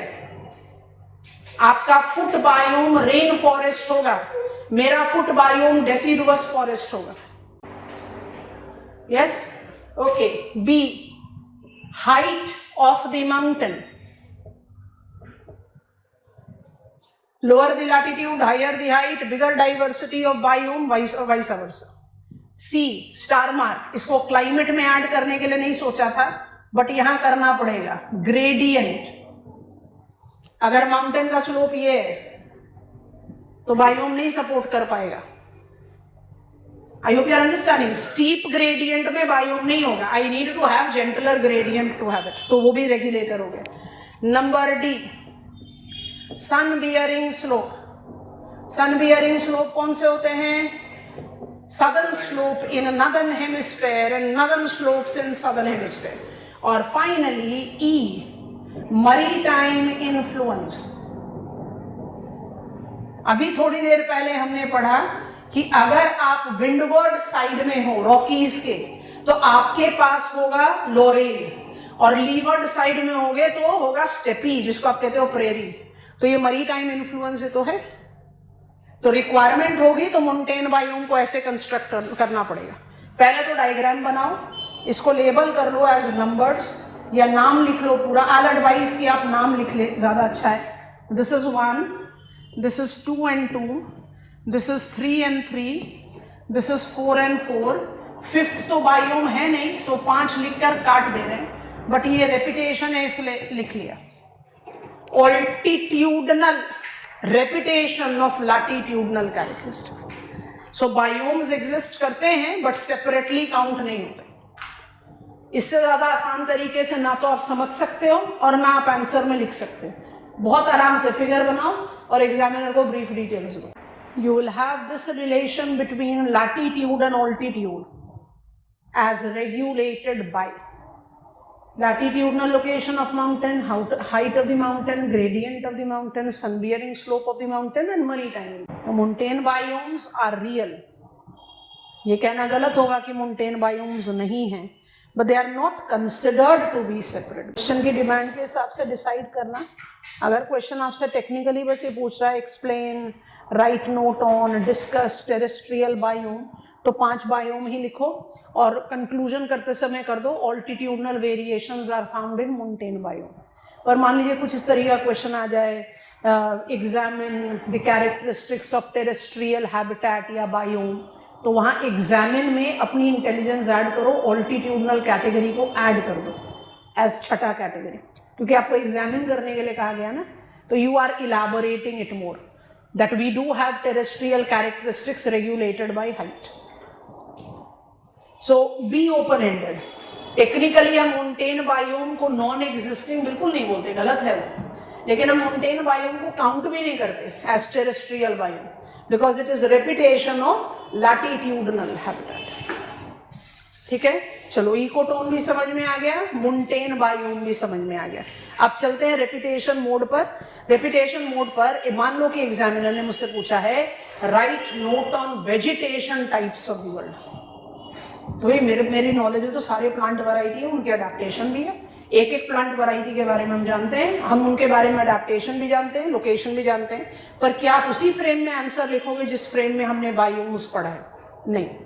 अगर आपसे क्वेश्चन पूछा, हम बढ़ सकते हैं आगे। अब हम रेपिटेशन मोड में हैं, इसमें जो जो पॉइंटर्स हमारे अनएक्सप्लेन्ड है वो हम बॉक्स आइटम बनाकर एक्सप्लेन करते हुए आगे बढ़ते हैं। बोर्ड पर आते हैं दोबारा से। बायोम्स डन हो गया, अब हम हेडिंग बना रहे हैं। हेडिंग बनाने से पहले आपसे पूछता है बायोम्स ऑफ वर्ल्ड, जो हमने पढ़ लिया पर वो अभी हमने कंप्लीट नहीं करा है, वर्सेस आपसे पूछता है वेजिटेशन ऑफ वर्ल्ड, वर्सेस आपसे पूछता है वाइल्ड लाइफ ऑफ वर्ल्ड या हेट्रोट्रॉफ ऑफ वर्ल्ड, वर्सेस आपसे पूछता है, ये हमें आगे बढ़ना है अपने स्टडी में, ह्यूमन इकोलॉजिकल अडेप्टेशंस। ये सारे टॉपिक्स आपके सिलेबस के जो हैं वो एक दूसरे से स्ट्रांगली रिलेट करते हैं। ठीक है, हम वेजिटेशन से शुरुआत करते हैं। बायोम पढ़ चुके हैं पर बायोम अभी कंप्लीट नहीं है। वेजिटेशन करें तो सोचो, एग्जामिनर ने मुझे बोला right note on vegetation of the world, तो वेजिटेशन के लिए सबसे पहली चीज मुझे लिखनी पड़ेगी लोकेशन। एक सैंपल पकड़ लेते हैं। I'm in equatorial belt, 10 degrees north, 10 degrees south, Amazon basin, Congo basin, Indonesia, Upper Guinea, etc. etc. उसके बाद आप लिखोगे what is the climate? It is warm, wet throughout the year. क्योंकि क्लाइमेट नहीं लिखोगे तो फोटोट्रॉफ की अडेप्टेशन नहीं आएगी। फोटोट्रॉफ्स जो भी वैरायटी है वो किस पर डिपेंड करता है? क्लाइमेट पर। लोकेशन लिखो पहला पॉइंट, दूसरा पॉइंट लिखो क्लाइमेट, और तीसरा पॉइंट में आ जाओ वेजिटेशन पर।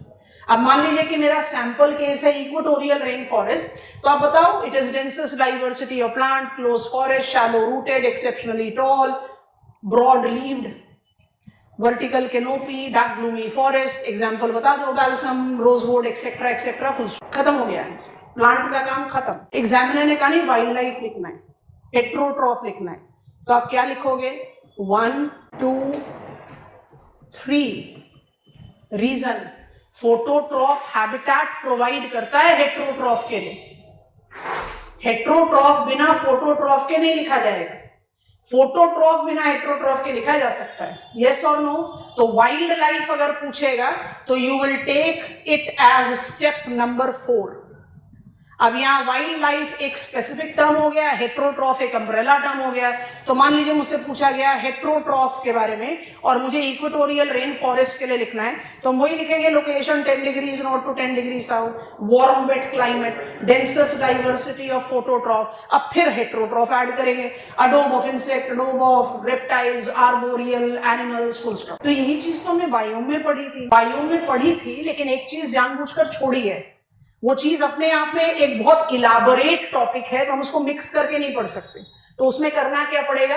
1 से लेकर 4 तक तो लिखना ही है जो आप ऑलरेडी लिख चुके हो, पर इन बिटवीन आपको ऐड करना पड़ता है सॉइल, जो आप नहीं जानते। So let me just write it as number 5, क्योंकि मुझे इसका इस्तेमाल करना है।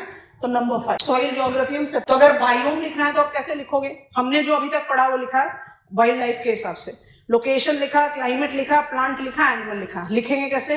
Location, climate, soil, plant, animal. तो हमें भी सॉइल नहीं पता, पर वाइल्ड लाइफ तक नॉलेज है। और अगर ह्यूमन इकोलॉजिकल अडेप्टेशन पूछेगा तो 1 and 2 and 3 and 4 and 5 and 6 human ecological adept. कौन सा रीजन है? Equatorial rain forest. क्या लोकेशन है? 10 डिग्रीज नॉर्थ 10 डिग्री साउथ। क्या क्लाइमेट है? Warm wet. किस तरह का सॉइल है? पढ़ा नहीं पर फिर भी नाम बोल रहे हैं, ऑक्सीजोल या लेटेराइट। कौन से प्लांट वैरायटी है? Densest diversity. कौन से हेट्रोट्रॉफ्स हैं? Insect, reptile, arboreal. What is human ecological adaptation? अब यहाँ आप ह्यूमंस को एज ओमनीवोर नहीं कंसिडर कर, यहाँ पर अब आप क्या करने लग जाओगे? आप ह्यूमन इकोलॉजिकल अडेप्टेशन में I have got hunting, gathering population, pygmies. I have got intensive cultivation, Indonesia, come on, rice cultivation से third most leading producer है. And I also have commercial plantation, coffee in Brazil, cocoa in Ghana, rubber in India, Malaysia, सब क्या है? Traditional plantation है। तो pointers इन सारे topics में repetitive है, but आपको क्या पूछा गया है वो डिसाइड करेगा कि आप क्या लिखोगे। तो वाइल्ड लाइफ के लिए प्लांट जरूरी है, प्लांट के लिए क्लाइमेट जरूरी है। तो ये सीक्वेंस आपको अपने दिमाग में रख। ठीक हो गया? अब हम जा रहे हैं वर्ल्ड वेजिटेशन पर। पहुंचे? हम इसको बार बार रिपीट करते रहेंगे क्योंकि अभी हमें बायोम को कंप्लीट करना है। बायोम पर रेपिटेशन नहीं डालेंगे, रेपिटेशन यहाँ पर लेंगे। सॉइल बिल्कुल अलग से पढ़ के सॉइल से कंफर्टेबल हो जाएंगे। जैसे ही ह्यूमन इकोलॉजिकल अडेप्टेशन पर आएंगे सारी चीजों को एक बार रिपीट, बहुत रनिंग रेफरेंस में, क्योंकि रेपिटेशन पॉइंट रहेगा। चलिए अब हम बात कर रहे हैं वर्ल्ड वेजिटेशन। मुझे वर्ल्ड वेजिटेशन के सारे टाइप्स पता है। मुझे अब ये भी समझ में आएगा कि मुझे फ्रेम करना है लोकेशन, क्लाइमेट एंड फोटो। पर क्या मैं आंसर ऐसे ही लिखूं that world vegetation will be is equal to tundra vegetation, desert vegetation, forest vegetation, grassland vegetation, savanna vegetation? ना तो बायोम का क्लासिफिकेशन है ना, तो नॉलेज में तो है बट उसको रिक्लासिफाई करना पड़ेगा। So world vegetation types is classified. मेरे साथ साथ कॉपी करते चलो क्योंकि मैक्सिमम चीज आप जानते हैं। इज क्लासिफाइड एज, आपकी मदद चाहिए होगी, temperate vegetation and tundra vegetation. ठीक है, फिर से यहाँ पर मुंटेन वेजिटेशन का रोल नहीं है। मुंटेन इज थर्ड डायमेंशन रेपिटेशन। अब 2 मिनट रुक जाओ, मुझे जरा लैटिट्यूड में मदद करा दो। ट्रॉपिकल, टेम्परेट और टुंड्रा लिखा है, तो मुझे साइन ऑफ लैटिट्यूड लिखना है अपने सपोर्ट के लिए, ताकि मुझे समझने में आसानी हो। तो उसके समझने के लिए आप मुझे बताओ कि ट्रॉपिकल कहाँ से कहाँ तक लिखना चाहिए, कौन सा लैटिट्यूड होगा? 0 से 30 होगा। कोई सब ट्रॉपिकल नहीं है। भाई ट्रॉपिकल के बाद टेम्परेट लिखा है, सब ट्रॉपिकल तो नहीं लिखा ना। तो फिर आप याद करो, आपने सब ट्रॉपिकल में चाइना टाइप को भी तो मॉनसूनल हार्डवुड डेसिडुअस में डाला ना। तो कौन सा लैटिट्यूड होगा? थोड़ा सा a प्लस ए जोड़ना सीखो अब। 0 degrees to 45 degrees north and south. अगर एग्जामिनर आपसे ये पूछ ले ट्रॉपिकल वेजिटेशन और आपको यही नहीं पता कि ट्रॉपिकल को 30 पर नहीं रोकना है, 45 पर रोकना है, तो आप तो छोड़ दोगे स्क्लेरोफिल। आपका आंसर अपने आप इनकम्प्लीट हो गया। चलो बताओ टेम्परेट कहां से कहां लेकर, इसको लिख देते हैं। टुंड्रा तो कहां जाएगा बताओ? वेजिटेशन है, ध्यान से बोलना, जल्दी बोलो। 70 to 80 लिख दे, बस 70 to 80 या कुछ और स्पेसिफाई करोगे? नॉर्थ। एंटार्क्टिका में नेचुरली वेजिटेशन नहीं होता। अब बताओ टेम्परेट। 45 to 70 लिख दे सीधा सीधा। बहुत गलत बात, बहुत गलत बात। 45 degrees to 60 degrees north and south plus 60 degrees to 70 degrees north only. अब लिस्ट बताओ, नाम बताना शुरू करो। कौन कौन सा वेजिटेशन आएगा भाई ट्रॉपिकल लिस्ट में? बताते जाओ। डायग्राम खोल सकते हो कल वाला, चॉइस आपको दे दी। अब जल्दी बताते जाओ। पहला क्या आएगा? ये मेरा फर्स्ट कैटेगरी है, ये मेरा सेकंड कैटेगरी है, ये मेरा थर्ड कैटेगरी है। बताओ। पहला आ गया रेन फॉरेस्ट, शाबाश। दूसरा आएगा monsoonal hardwood deciduous forest. Monsoonal hardwood forest लिख देते हैं, बाकी डिटेल्स आप बड़े आराम से क्रिएट कर सकते हो। चलो आगे बढ़ो। अब क्या आएगा? सवाना। वेजिटेशन है ना, तो सवाना भी आएगा। नेक्स्ट क्या आएगा? डेजर्ट। और ट्रॉपिकल सब ट्रॉपिकल दोनों डेजर्ट आ जाएंगे इसमें, तो आप कंबाइन कर सकते हो। नेक्स्ट क्या आएगा? स्क्लेरोफिल। मेडिटेरेनियन वेजिटेशन, बायोम नहीं, वाइल्ड लाइफ को छोड़ दो, प्लांट्स लिखो। और इसके अलावा क्या आएगा? Star mark. ये हमने एक्वाटिक में भी लिखकर छोड़ दिया था, अब पढ़ेंगे। क्या नाम है इसका? Littoral intertidal. याद आ गया? ये हमेशा ट्रॉपिकल लैटिट्यूड में होता है और ये ना तो ट्रू टेरेस्ट्रियल है ना तो ट्रू एक्वाटिक है, बट क्योंकि यहाँ पर आपकी ट्री वैरायटीज हैं तो इसको ऐड ऑन करना पड़ेगा। अच्छा आप सोच कर देखो, एग्जामिनर ने मुझे कहा right note on tropical vegetation. मुझे लिटोरल नहीं पता, बाकी सब पता है। इसका मतलब मुझे एग्जामिनर को फॉरेस्ट भी देना पड़ेगा, स्क्लेरोफिल भी देना पड़ेगा, डेजर्ट भी देना पड़ेगा, सवाना भी देना पड़ेगा और लिटोरल भी देना पड़ेगा। मान लीजिए एग्जामिनर कहता है नहीं right note on tropical forest, थोड़ा सोच कर बताओ। ट्रॉपिकल फॉरेस्ट पर आंसर लिखना है, किस पर नहीं लिखोगे? इस लिस्ट में से क्या डिलीट हो जाएगा अगर ट्रॉपिकल फॉरेस्ट पूछा? वेजिटेशन में डेजर्ट हटेगा, डेजर्ट हटेगा और कुछ नहीं हटेगा। सवाना भी वुडलैंड है, कंक्लूजन में देना पड़ेगा savanna do have some scattered trees. और लिटोरल, कम ऑन, लिटोरल क्या है भाई? मैनग्रोव्स है, सुंदरीज है, सुंदरबंस, कोकोनट पाम है, ट्री है भाई, वो फॉरेस्ट है। वो मुझे पता नहीं है, अभी हम पढ़ा रहे हैं। अच्छा आप टेम्परेट पर आओ, लिस्ट को कंटिन्यू रखेंगे। तो नंबर 7 कौन सा आएगा? वेजिटेशन ऑफ वर्ल्ड, टेम्परेट पर आ गए। चलो यही से शुरू करते हैं, टाइगा। अब बताओ जल्दी से। नंबर 8 टेम्परेट हार्डवुड डेसिडुअस, शाबाश। Number 9 laurel. नंबर 10 शाबाश grassland, both steppe and prairie. आप जानते हैं आपको क्या लिखना है। और टुंड्रा का कोई सब कैटेगरी नहीं। कैसे कैरेक्टरिस्टिक्स डेवलप होगा? Boreal forest, taiga forest, coniferous forest. Where it is located? It is in warm subpolar of northern hemisphere. What is the climate? Cold conditions prevail throughout the year. We do incorporate the precipitation pattern that is frontal, very well distributed. Plant variety, shallow rooted, softwood yielding, tall plants, evergreen plants with no undergrowth, pine, spruce, fir, larch being a deciduous variety. Full stop. Animals थोड़े लिखोगे जब photograph पूछ रहा है। मुझे बताओ confidence आ रहा है? लिख पाओगे ना आराम से? कैटेगराइजेशन चेंज करनी पड़ेगी बस। आप बायोम के लिस्ट के हिसाब से लिखोगे तो आपका आंसर गलत नहीं होगा। कि मान लीजिए एग्जामिनर ने आपसे कहा राइट अबाउट वर्ल्ड वेजिटेशन और आप लिख रहे हो टुंड्रा, डेजर्ट, फॉरेस्ट, तो आप गलत नहीं लिख रहे हो, बट वेजिटेशन क्लासिफिकेशन की कैटेगरीज ही है। इसमें सारे ये कैटेगरीज के बारे में हम जानते हैं, हम लिटोरल्स के बारे में नहीं जानते। तो let us learn about littorals before proceeding further. Can I? तो लिटोरल वेजिटेशन नहीं करके हम लिटोरल बायोम करके पढ़ लेते ताकि हेट्रोट्रॉफ्स भी कवर अप हो जाए। So I am creating the next slide. समझते जाओ, लिखते जाओ, बात करते जाओ। अच्छा, मुझे जल्दी से बताना, लिटोरल जो इंटरटाइडल है, क्या हम इसको एग्जाम्पल ऑफ इकोटोन बोल सकते हैं? क्योंकि आप जनरली जब भी, अब इसमें मैक्सिमम वैरायटीज जो हैं, मैक्सिमम, ऑल नहीं, मैक्सिमम वैरायटीज जो हैं वो ट्रीज हैं। Some varieties are periphyte and macrophyte and even planktons. तो इसको ये कहना कि ये ट्रू टेरेस्ट्रियल है, गलत। इसको कहना कि ये ट्रू एक्वाटिक है, गलत।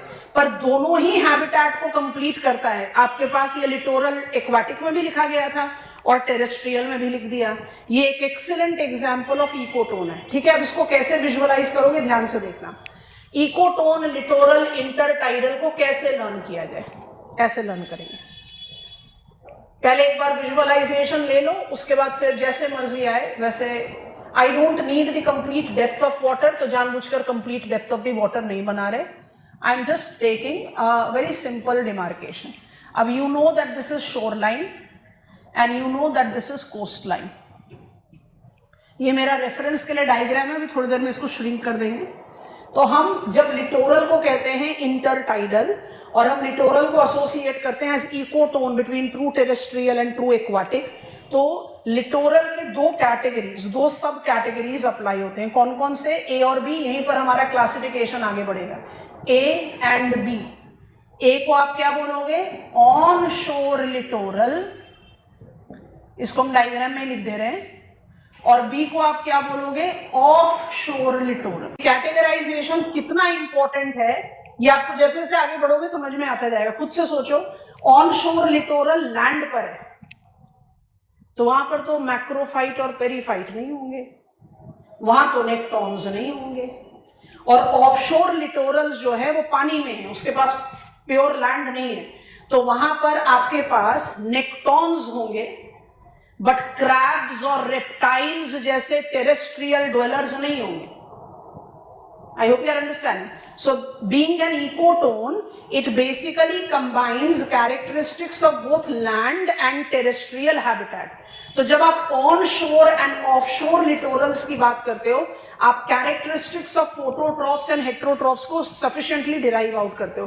कैसे derive out करें सोचते हैं। अब आप हमारे सामने ना सारे pointers को लिखते जाओ, फिर हम आपको one by one समझाएंगे इसको। So on shore and off shore littoral. Onshore littoral is more of land habitat.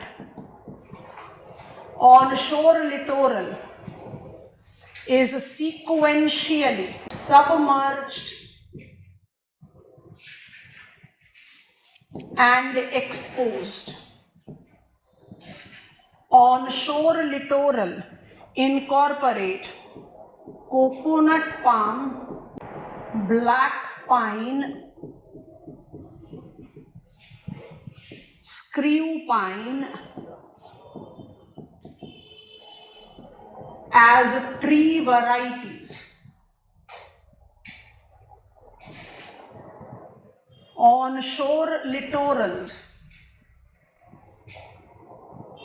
projects phototrophs adaptations with shallow sparse root, narrow tall trunk. आप अपने दिमाग में ना कोकोनट पाम को इमेजिन करो, आप बहुत आराम से समझ जाओगे हम क्या बोल रहे हैं। And sparse crown. क्राउन क्या होता है? Leave cover. What type of heterotrophs it will support? It will support water birds, it will support insects, it will support reptiles, and it can also support big terrestrial animals जैसे tiger, swamp deer, etc. क्योंकि आप हो कहाँ पर? You are basically in land habitat. Fishes नहीं होते यहाँ पर turtles हो सकते हैं. Swimmers हैं turtle भी. Come on, इस बार आपके मैप में आया ना रुशकुलिया रिवर, ओलिव रिडले टर्टल का ब्रीडिंग ग्राउंड है. Olive Ridley turtle migratory specimen है, CMS में कवर्ड है. Olive Ridley turtle is one of the 7 marine turtles that is covered in convention on migratory specimen. ये 7 marine turtle migrate करते हैं, रहते हैं मरीन एनवायरमेंट में, तो स्विमर्स हैं. लेकिन ये डुअल हैबिटेट ड्वेलर्स है, नेस्टिंग के लिए आते हैं on land. So I can support that variety of nectons, but fishes of course not. Onshore littorals. एक और टर्म लिखेंगे पर बाद में लिखेंगे कंपैरिजन में. अब हम आ गए ऑफशोर लिटोरल में. इसी के कंपैरिजन में कंटेंट फटाफट डेवलप करते हैं. It is aquatic habitat. मेरे पास लैंड नहीं है अब. It is perennial submerged habitat. Mangroves, Sundari, Kiora, Nipa forms the tree varieties. Along with it, we do have macrophytes. आपको बहुत अच्छी तरह से इनके नाम पता हैं. एंड पेरीफाइट्स.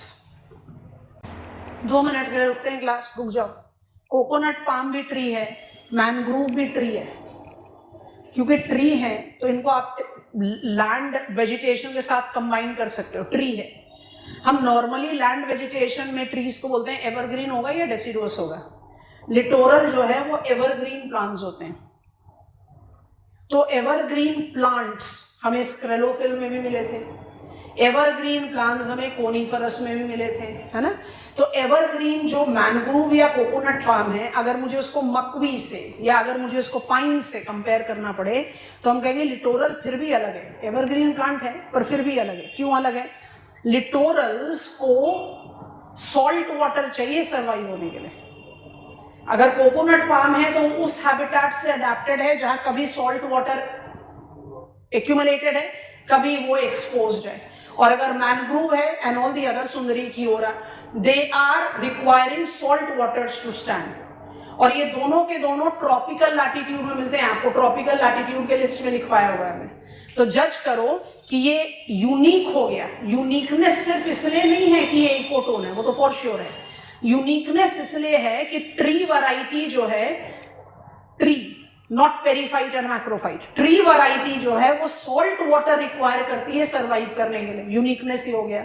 और तीसरा यूनिकनेस आपको क्या जज करना चाहिए? आप लोअर लैटिट्यूड में हो. लोअर लैटिट्यूड में बायोडाइवर्सिटी हाई होती है. ये वो एवरग्रीन फॉरेस्ट हैं, अगर हम इनको फॉरेस्ट कहें, ये वो एवरग्रीन फॉरेस्ट हैं जो प्योर स्टैंडिंग हैं, एवरग्रीन प्लांट्स हैं. हमने टाइगा और रेन फॉरेस्ट को कंपेयर करते समय क्या कहा था? लो लैटिट्यूड तो डाइवर्सिटी होगा, हाई लैटिट्यूड तो ज्यादा स्पार्सर होगा. ये कॉम्बिनेशन दे रहा है low latitude and more pure standing. तो अपने आप में बहुत यूनिक है ये हैबिटेट. अच्छा, आप सोच के देखो, मैनग्रूव्स वर्सेस कोकोनट पाम, जो ये हमने कैरेक्टरिस्टिक्स लिखी है. कोकोनट पाम के पास स्टेबल लैंड है, मैनग्रूव के पास नहीं है ये भी ट्री. मैक्रोफाइट पेरीफाइट नहीं है, ट्री है. तो आप उसी कॉम्बिनेशन में इसकी कैरेक्टरिस्टिक्स को डिराइव आउट करने की कोशिश करो, कंपेयर करो. I will be having shallow root, definitely water logged condition में है, बट डेंसेस्ट रूट. अगर किसी ट्री वैरायटी में आपको डेंसेस्ट रूट देखना है तो मैनग्रूव्स का होगा, ऑफशोर लिटोरल का. क्यों? ये रूट इतने डेंस हैं कि ये सस्पेंडेड मड को लगातार ट्रैप करके अपने लिए प्लेटफॉर्म बनाते हैं. इसलिए ऑफशोर लिटोरल्स को आइलैंड बिल्डिंग ट्रीज भी बोला जाता है. ठीक है. अच्छा, इनका जो ट्रंक है वो significantly broad and short heighted होता है. और जो इनका क्राउन है, माने जो लीव कवर है, वो इलैबोरेटली डेंस होता है. आप इसको कैसे याद रखोगे?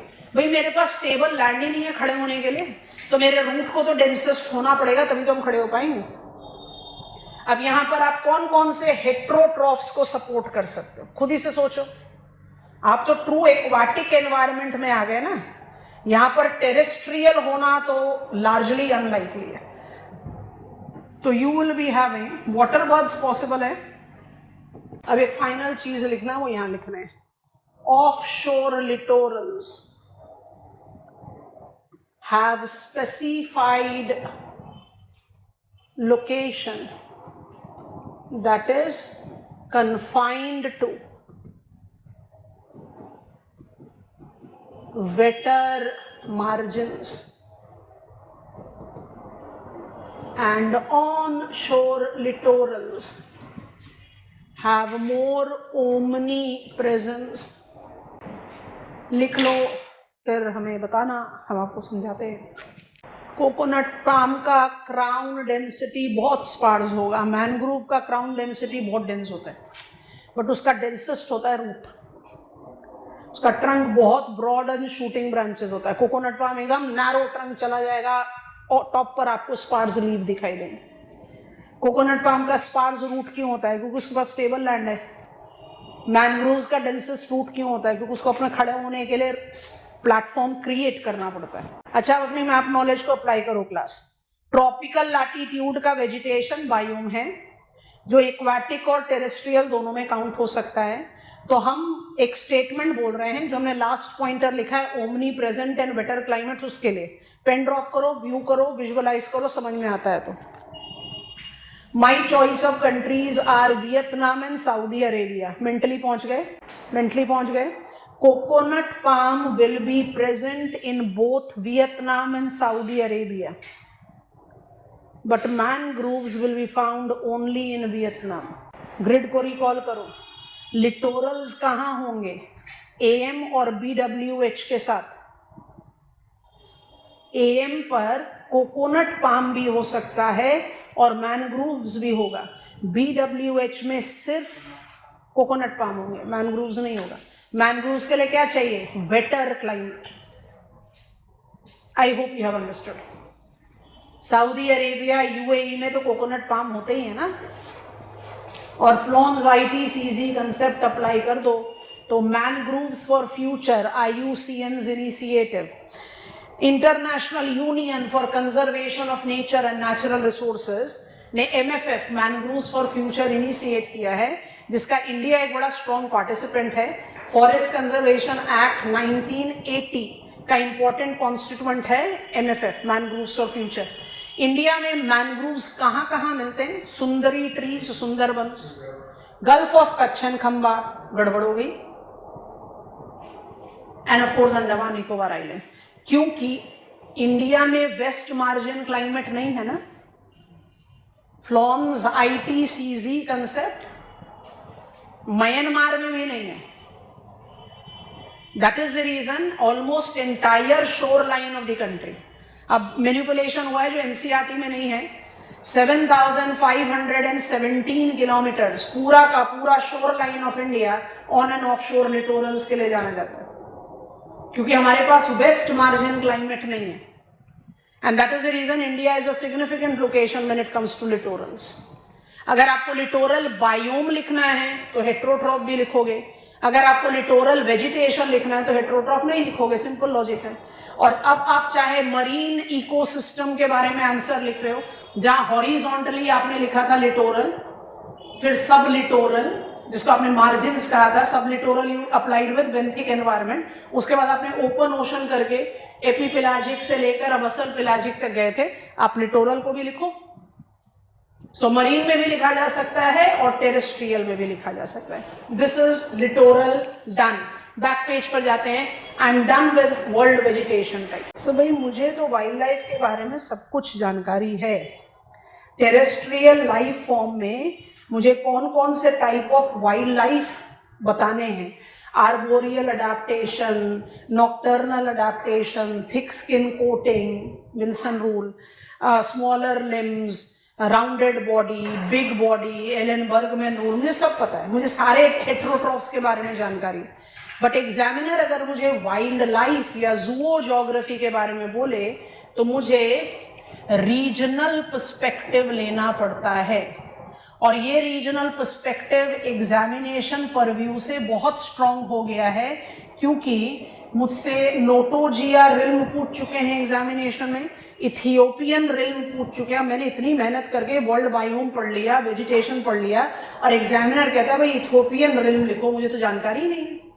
नोटोजिया लिख दो, मुझे नॉलेज ही नहीं है। तो हम क्या करेंगे, इसलिए ये करेंगे। ध्यान से देखो, पहले इसमें आपको 2 मिनट के लिए देखो।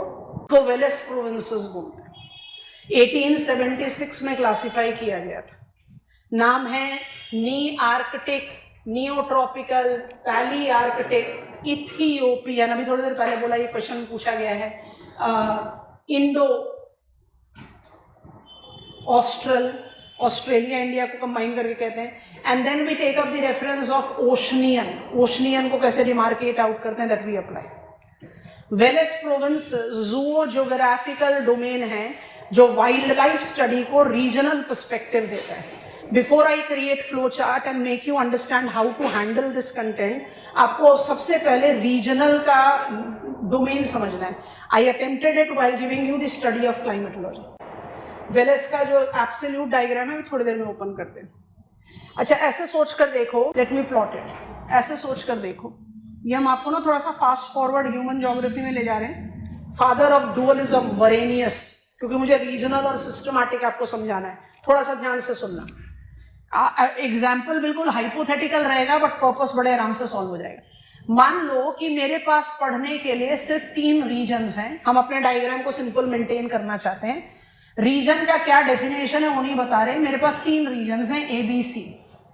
अब आप इसको विजुअलाइज करना चाहो तो भाई मैं 3 कॉन्टिनेंट हाइपोथेटिकली इमेजिन कर रही हूँ, Asia, North America, South America. You can believe it to be anything.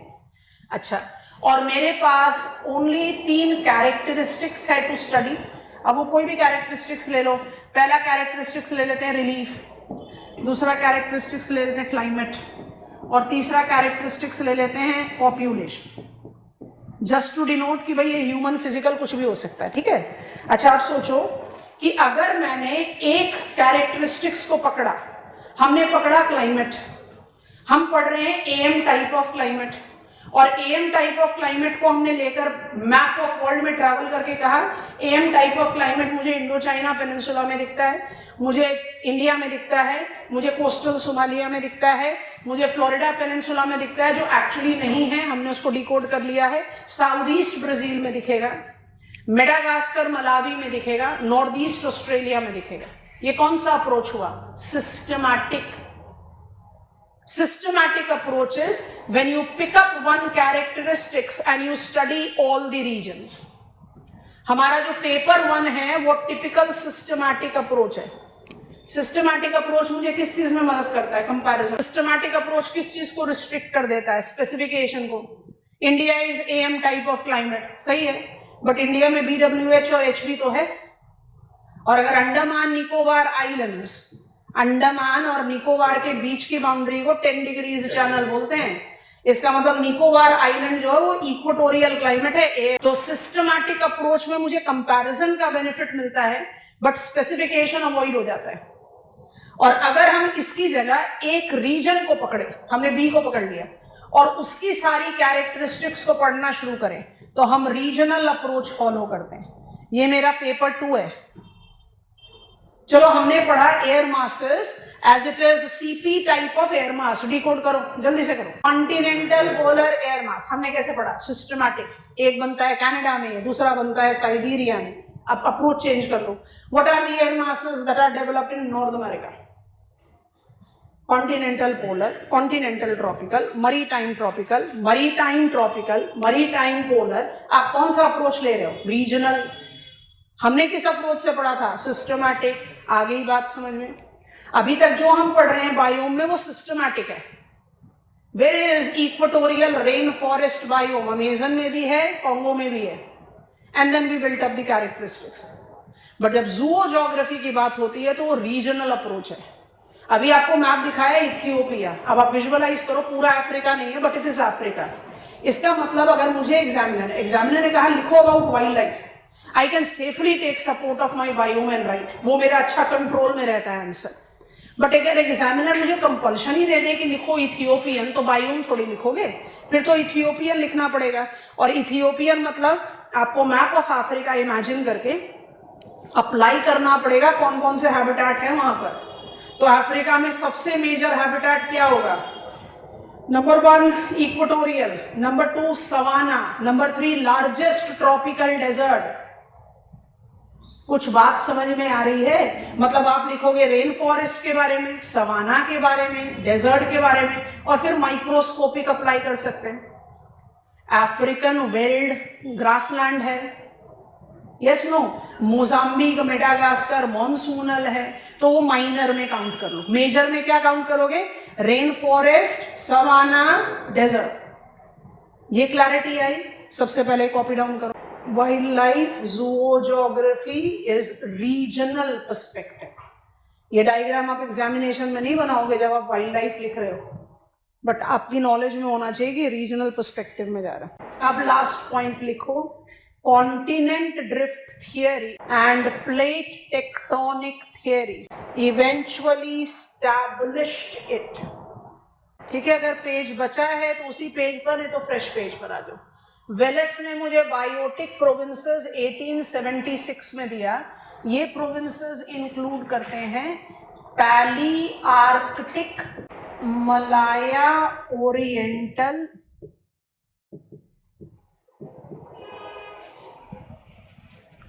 हमने एक रीजन की वजह से इसको इस सीक्वेंस में लिख रहे हैं, तो आप लोग भी जरा फ्रेश पेज में बनाना, बिकॉज कुछ चीजें ऐड करनी पड़ेगी हमें इवेंचुअली। बाउंड्री लाइन हल्का सा क्रिएट करा। Number 5 Oceanian and number 6 नियोट्रॉपिकल।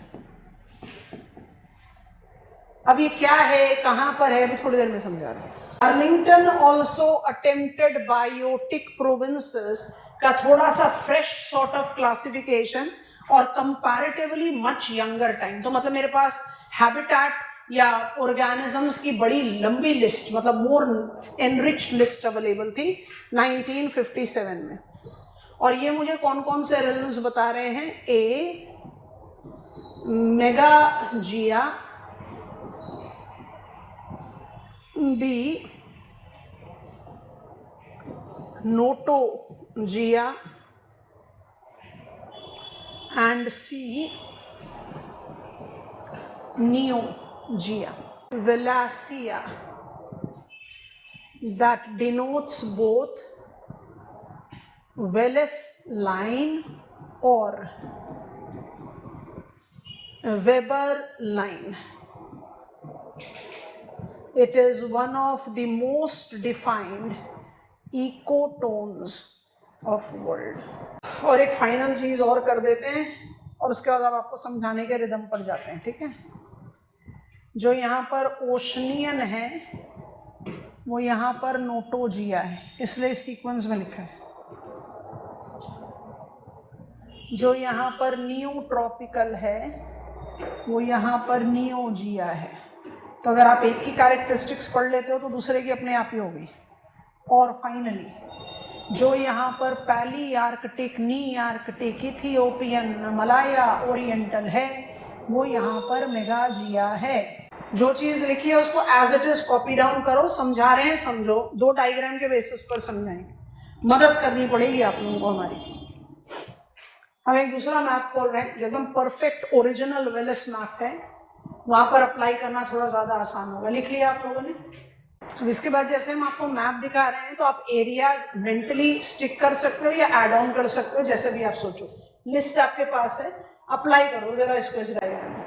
और थोड़ी देर के ना रिलैक्स करना, भी लिखने के लिए मत भागना, पहले समझो, पहले अप्लाई करो, ठीक है? अच्छा, अगर अब हम आपको बोल रहे हैं कि जो वेलेस का बायोटिक रिल्म्स है उसकी कैरेक्टरिस्टिक्स को अगर हमें जज करना है, उनकी लोकेशन को पिकअप करें 1 by 1, है ना? तो मेरे पास है पैली आर्कटिक। आप नोटिस करो, पैली Arctic is identified with northern Africa, समझ में आ रहा है? हिमालयन बाउंड्री से है, पूरा यूरेशिया को कवर कर रहे हो, पूरा यूरेशिया, साउथ ईस्ट एशिया को छोड़कर, और नदर्न अफ्रीका को इंक्लूड किया हुआ है। तो अगर पैली आर्कटिक आपका पहला रिल्म लिखा हुआ है, तो ये रिल्म कौन कौन से ज्योग्राफिकल एरिया को कवर कर रहा है? All Eurasia minus south and South East Asia and northern part of Africa. अच्छा, minus South East Asia and Arabia, Arabia भी नहीं इंक्लूडेड है। अच्छा, एरिया पिकअप कर लिया। अब सोचो कि इस एरिया में कौन कौन से हैबिटाट होंगे जिसके बारे में मैं लिख सकता हूं। पैली Arctic is Eurasian minus Arabian peninsula, Indian peninsula and South East Asia plus northern Africa. ये हो गया दिमाग में। अच्छा, इसमें कौन कौन से हैबिटाट को आप डिमार्केट कर सकते हो? सोचो, this will be tundra, this will be taiga, आपको समझ में आ रहा है? दिस विल बी, ये पूरा का पूरा बेल्ट आपका क्या होगा? Temperate hardwood deciduous. ये पूरा बेल्ट आपका क्या होगा? डेजर्ट। ये आपका बेल्ट क्या होगा? डेजर्ट। ये आपका बेल्ट क्या होगा? Monsoonal hardwood deciduous. और ये वाला एरिया होगा आपका ग्रासलैंड। लिख पाओगे? बायोम पता है ना, तो कौन से अप्रोच से लिखना पड़ेगा? रीजनल। वेयर इज पैली आर्कटिक? पैली Arctic is Eurasian, definition wise correct है। पैली Arctic is Eurasian zoographical province. It is excluding Arabia, India and Southeast Asia and include Africa. तो कौन कौन से हैबिटेट होंगे भाई? यहाँ पर अपने मैप को अप्लाई करो और सीधा सीधा सोचो। टाइगा लिख सकते हो, टूंड्रा लिख सकते हो, टेम्परेट हार्डवुड लिख सकते हो, मॉनसूनल हार्डवुड कंबाइन कर लो, हार्डवुड डेसिडुअस लिख सकते हो, ग्रासलैंड लिख सकते हो, डेजर्ट लिख सकते हो। आपको पता है कैरेक्टरिस्टिक्स क्या है। अब आ जाओ Nearctic. Nearctic is recognized to be the habitat that includes, ध्यान से देखो, दैट इंक्लूड्स नॉर्थ अमेरिका, नहीं सेंट्रल अमेरिका छोड़ रखा है। So it is principally incorporating United States of America and Canada. इसको नी आर्कटिक क्यों बोल रहे हैं? क्योंकि ये पैली से टूटकर अलग हुआ है। लास्ट पॉइंट लिखवाया आपको, कॉन्टिनेंट ड्रिफ्ट और प्लेट टेक्टोनिक ने इसको रीस्टैब्लिश किया। हैबिटेट बताओ यहाँ पर कौन कौन से होंगे? मुझे आपको ये नहीं समझाना है, पर हम फिर भी रिपीट कर रहे हैं, जल्दी बताओ। टाइगा होगा, टूंड्रा है, टाइगा है, हार्डवुड डेसिडुअस होगा, सवाना नहीं होता यहाँ पर, डेजर्ट आएगा, I hope you are understanding, और ये सारा आपका आएगा ग्रासलैंड। तो ग्रासलैंड ले लो, हार्डवुड डेसिडुअस ले लो, टाइगा ले लो, टूंड्रा ले लो। These are the important habitats which are there. Can you write about it? You can. अब आया इथियोपियन। इथियोपियन को आप किसके साथ एसोसिएट कर रहे हो? मैक्सिमम ऑफ अफ्रीका, मेडागास्कर में इंक्लूडेड है, प्लस अरेबिया। कौन से मेजर हैबिटेट होंगे इसमें? एग्जामिनेशन में पूछा हुआ है इथियोपियन रिल्म। तो सबसे पहले बताओ कि भाई इथियोपियन रिल्म बेलेस का बायोटिक प्रोविंस है। फिर बताओ कि Ethiopian realm major part of Africa और अरेबिया को कवर करता है। मेजर में आप नोटिस कर रहे हो नॉर्थ अफ्रीका नहीं है। तो इसमें कौन कौन से हैबिटेट होंगे? पहला तो डेजर्ट आ जाएगा, दूसरा इक्वेटोरियल रेन फॉरेस्ट आएगा, तीसरा सवाना आएगा, बाकी सब छोटू मोटू आते रहेंगे।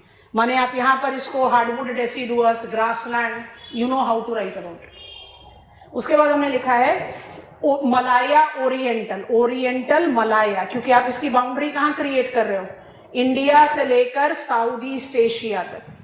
अब यहीं पर मुझे वेलासिया समझाना है आपको, थोड़ी देर में समझाना। जब आप ओरिएंटल, मलाया ओरिएंटल की बात करोगे तो कौन से दो मेजर हैबिटेट आपको यहां मिलेंगे? एक मॉनसूनल मिलेगा और एक रेन फॉरेस्ट मिलेगा। मैग्नीफाइंग ग्लास लोगे तो सवाना दिखेगा। कॉन्फिडेंस आ रहा है कि नहीं, ये बताओ। अगर ये चारों रिल्म्स को कंबाइन कर दें तो डार्लिंगटन का मेगाजिया हो जाता है। जब तक एग्जामिनर मेगाजिया ना बोले लिखो ही मत, क्योंकि अगर आपसे वेलेस में भी कह दे वेलेस प्रोविंसेस लिखो, आपको समझ में आ रहा है कितना रेपिटेटिव इंफॉर्मेशन दोगे एग्जामिनर को। यहाँ भी टूंड्रा लिख रहे हो, यहाँ भी टूंड्रा लिख रहे हो, यहाँ भी टाइगा लिख रहे हो, यहाँ भी टाइगा लिख रहे हो, यहाँ भी हार्डवुड डेसिडुअस लिख रहे हो, यहाँ भी हार्डवुड डेसिडुअस लिख रहे हो। इसलिए ये approach of answer writing advisable नहीं है। और तब तो कतई नहीं जब आपसे बोलते वेलेस प्रोविंस लिखो। अगर कोई एक इंडिविजुअल प्रोविंस बोलते तो फिर भी लिख सकते हो। तो बायोम्स, वाइल्ड लाइफ पर अगर मान लीजिए आपसे क्वेश्चन पूछा गया identify, explain, discuss characteristics of wild life in world, तो मेरी एडवाइस हमेशा रहेगी बायोम पकड़ो और वाइल्ड लाइफ की कैरेक्टरिस्टिक्स लिखो, सैंपलिंग करके। जरूरी नहीं है सारे बायोम लिखो, पर अगर आपसे एग्जामिनर ने पूछ ही लिया bio geographical provinces, zoo geographical provinces, तो भाई ये लिखना पड़ेगा, तब बायोम लिखोगे तो काम गड़बड़ हो गया। पर ये राइटिंग में बड़ा डिफिकल्ट टास्क है, क्योंकि रेपिटेशन आएगा ही आएगा, क्वालिटी ऑफ आंसर डिप्लीट होगा। एक बायोम पूछ ले तो आप उसको हैंडल कर सकते हो। अब फाइनल दो जो हैबिटाट है उसको देखें। एक का नाम है नियोट्रॉपिकल, सेंट्रल अमेरिका से लेकर साउथ अमेरिका। ये वाला कौन सा हैबिटाट होगा? रेन फॉरेस्ट, जो यहां तक कवर अप करेगा। सो रेन फॉरेस्ट एक डोमिनेंट हो गया, दूसरा डोमिनेंट होगा ग्रासलैंड, तीसरा डोमिनेंट होगा सवाना। और आ जाओ ऑस्ट्रेलियन पे, तो पहला होगा डेजर्ट, दूसरा होगा डाउन्स, कैंटरबरी प्लेन। समझ में आ रहा है कि नहीं? तो आप प्रिंसिपल कैटेगरीज को डिमार्केट आउट करो। जो ऑस्ट्रेलियन है, ओशनियन है, उसको आप बोलते हो नोटोजिया, अपनी लिस्ट देखो। और जो नियोट्रॉपिकल है उसको आप बोलते हो नियोजिया। नोटोजिया भी पूछा हुआ है एग्जामिनेशन में, और इथियोपियन भी पूछा हुआ है एग्जामिनेशन। पहले अपने आप को डीप ब्रेथ लेकर 2 मिनट टाइम देके बताओ कि अगर आपसे बोला जाए वेलेस प्रोविंसेस लिखो तो कर पाओगे? रीजनल अप्रोच में करना है, ठीक है। इसमें मेगाजिया डार्लिंगटन का क्या क्या इंक्लूड कर रहा है? Nearctic, Palearctic, Ethiopian, Malaya Oriental. Notogaea क्या है? ओशनियन। और नियोजिया क्या है? South American, Neotropic. यहां पर कहानी खत्म नहीं करते। ओरिएंटल से ओशनियन तक वर्ल्ड का सबसे डोमिनेंट इकोटोन है। इस इकोटोन को कहते हैं वेलासिया। आप सबसे रिक्वेस्ट है कि इस मैप को देखते ही सबसे पहले map of south East Asia खोलना, और पहले हम आपको ना ये दिखाते हैं, हमने जो आपको लिस्ट बनाकर बताई है, पहले उसको देखो। इन सबको कंबाइन करा तो मेगाजिया, ओशनियन नोटोजिया कहला सकता है, नियोट्रॉपिकल नियोजिया कहलाएगा। मलाया ओरिएंटल से जब हम ओशनियन की तरफ पहुंचते हैं तो we have got that ecotone. Region, South East Asia के इतने सारे फ्रैगमेंटेड आइलैंड है, तो आप कहां बाउंड्री लाइन बना दो कि यहां पर मलाया ओरिएंटल खत्म हो गया और ओशनियन शुरू हो गया। उसको वेलेस ने कहा वेलासिया। वेलासिया को आज की डेट में हम कहते हैं one of the most defined ecotones of the world. पर वेलासिया का डिमार्केशन 2 लाइंस के साथ जाता है, दोनों लाइन आपको दिखा दिया है, weber line and Wallace line. Wallace मतलब जो वेलेस ने बताया था, वेबर जो बाद में मॉडिफाई हुआ। तो आप अपने सामने मैप खोलो, हम आपको लीड दे रहे हैं, आप इसके साथ जज आउट करो और जस्टिफाई करो।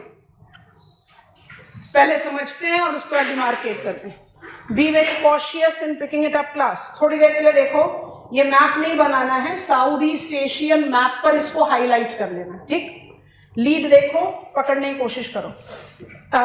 ये जो एक बड़ा सा island which looks like a distorted bird, इस आइलैंड को हम कहते हैं बोर्नियो। क्या आपको आपके मैप पर बोर्नियो दिख गया?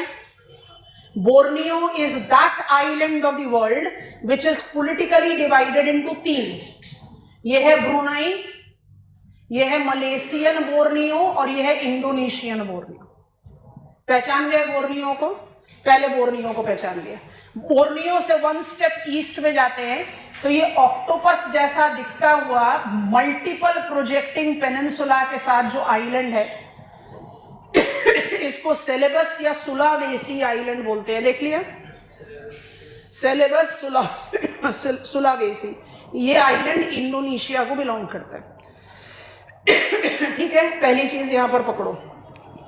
अब at this level what you have to do is this, क्योंकि आप इतने सारे आइलैंड्स को ना तो याद रखोगे और ना लिखोगे। Please highlight it in your map and notice Wallace ने अपनी इकोटोन को कहां ड्रॉ किया है? Between Borneo and Celebes. कहने का क्या मतलब? Till Borneo it will be Malaya oriental, Celebes से ओशनियन शुरू हो जाएगा, ठीक है। तो वेलासिया का जो ओरिजिनल डायमेंशन है जो वेलेस ने दिया, वेलेस लाइन, वो बोर्नियो और सेलेबस आइलैंड के बीच में, बट जो इवेंचुअली मॉडिफाई किया गया, कंटेंट बिल्डिंग के लिए हेल्प करता है, रिक्वायरमेंट ले सकते हैं। ये मॉडिफाइड लाइन जो है, अगर आप इसको अपने मैप पर ड्रॉ करो तो आप बिल्कुल परफेक्टली ड्रॉ कर लो, पर इसमें समझना क्या है उसको ध्यान से देखो। आपको ये आइलैंड दिखाई दे रहा है which again looks like a shape of a bird.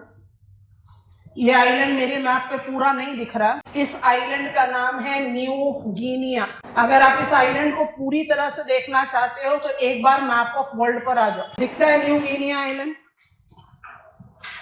New Guinea Island is that island of the world which is not just politically divided into two.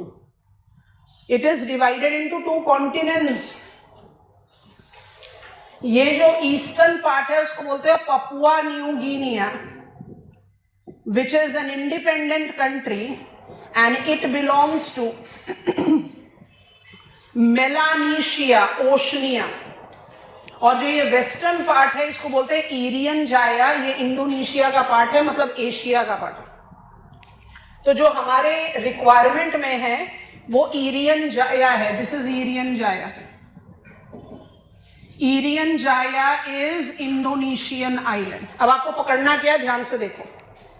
Wallace ने अपनी इकोटोन को बोर्नियो और सेलेबस आइलैंड के बीच में draw किया, कहने के लिए बताया कि till Borneo it is Indo Malaya oriental और सेलेबस आइलैंड ऑनवर्ड्स हो जाएगा वो ओशनियन। बट जो इवेंचुअली मॉडिफिकेशन दिया गया और ये ज्यादा फॉलो किया जाता है कि नहीं, सारे साउथ ईस्ट एशियन आइलैंड को डालो मलाया ओरिएंटल में, सिर्फ ईरियन जाया को लो ओशनियन में। Have you understood it class? तो इकोटोन जिसको वेलासिया बोलते हैं वो हम ऑफिशियली कहां डिमार्केट करते हैं? Between all East Indies and Irian Jaya. Wallace ने कहा शो करने के लिए कहा? Borneo and Celebes. I think you have understood. इन तीन आइलैंड्स के नाम आपकी नॉलेज में 110% होने चाहिए। I think we have understood. करो एक असाइनमेंट क्वेश्चन करो, लिखो जरा answer. I want you to write note on Notogaea realm. 10 marker question करके ले लो, 150 वर्ड लिखना। नोटोजिया, क्योंकि I talk about island biodiversity after I receive your assignment question. अब हम आपको जीन पूल पर अभी नहीं ले जाएंगे, बायोडाइवर्सिटी कंजर्वेशन पर ले जाएंगे। I will be taking you to soil geography. Notogaea कौन सा है? ओशनिया। शुरू कर सकते हो वेलासिया से। वेलासिया को ऑफिशियली कहां लेते हैं? Weber line. वेबर लाइन कहां पर है? All East Indies versus Irian Jaya. और वेलेस ने उसको कहां डिमार्केट करा? Borneo versus Celebes. I think you have visualised it. Borneo तक आप रखो मलाया ओरिएंटल, उसके बाद बना दो ओशनियन। एक्चुअल डिमार्केशन ये ज्यादा वैलिड है। यहां पर you mark the beginning of marsupials, मुझे यहां नहीं मिलता। I hope it is done. This was our flow chart. You will write short note on Notogia Rill. We'll be introducing ourselves to soil geography tomorrow.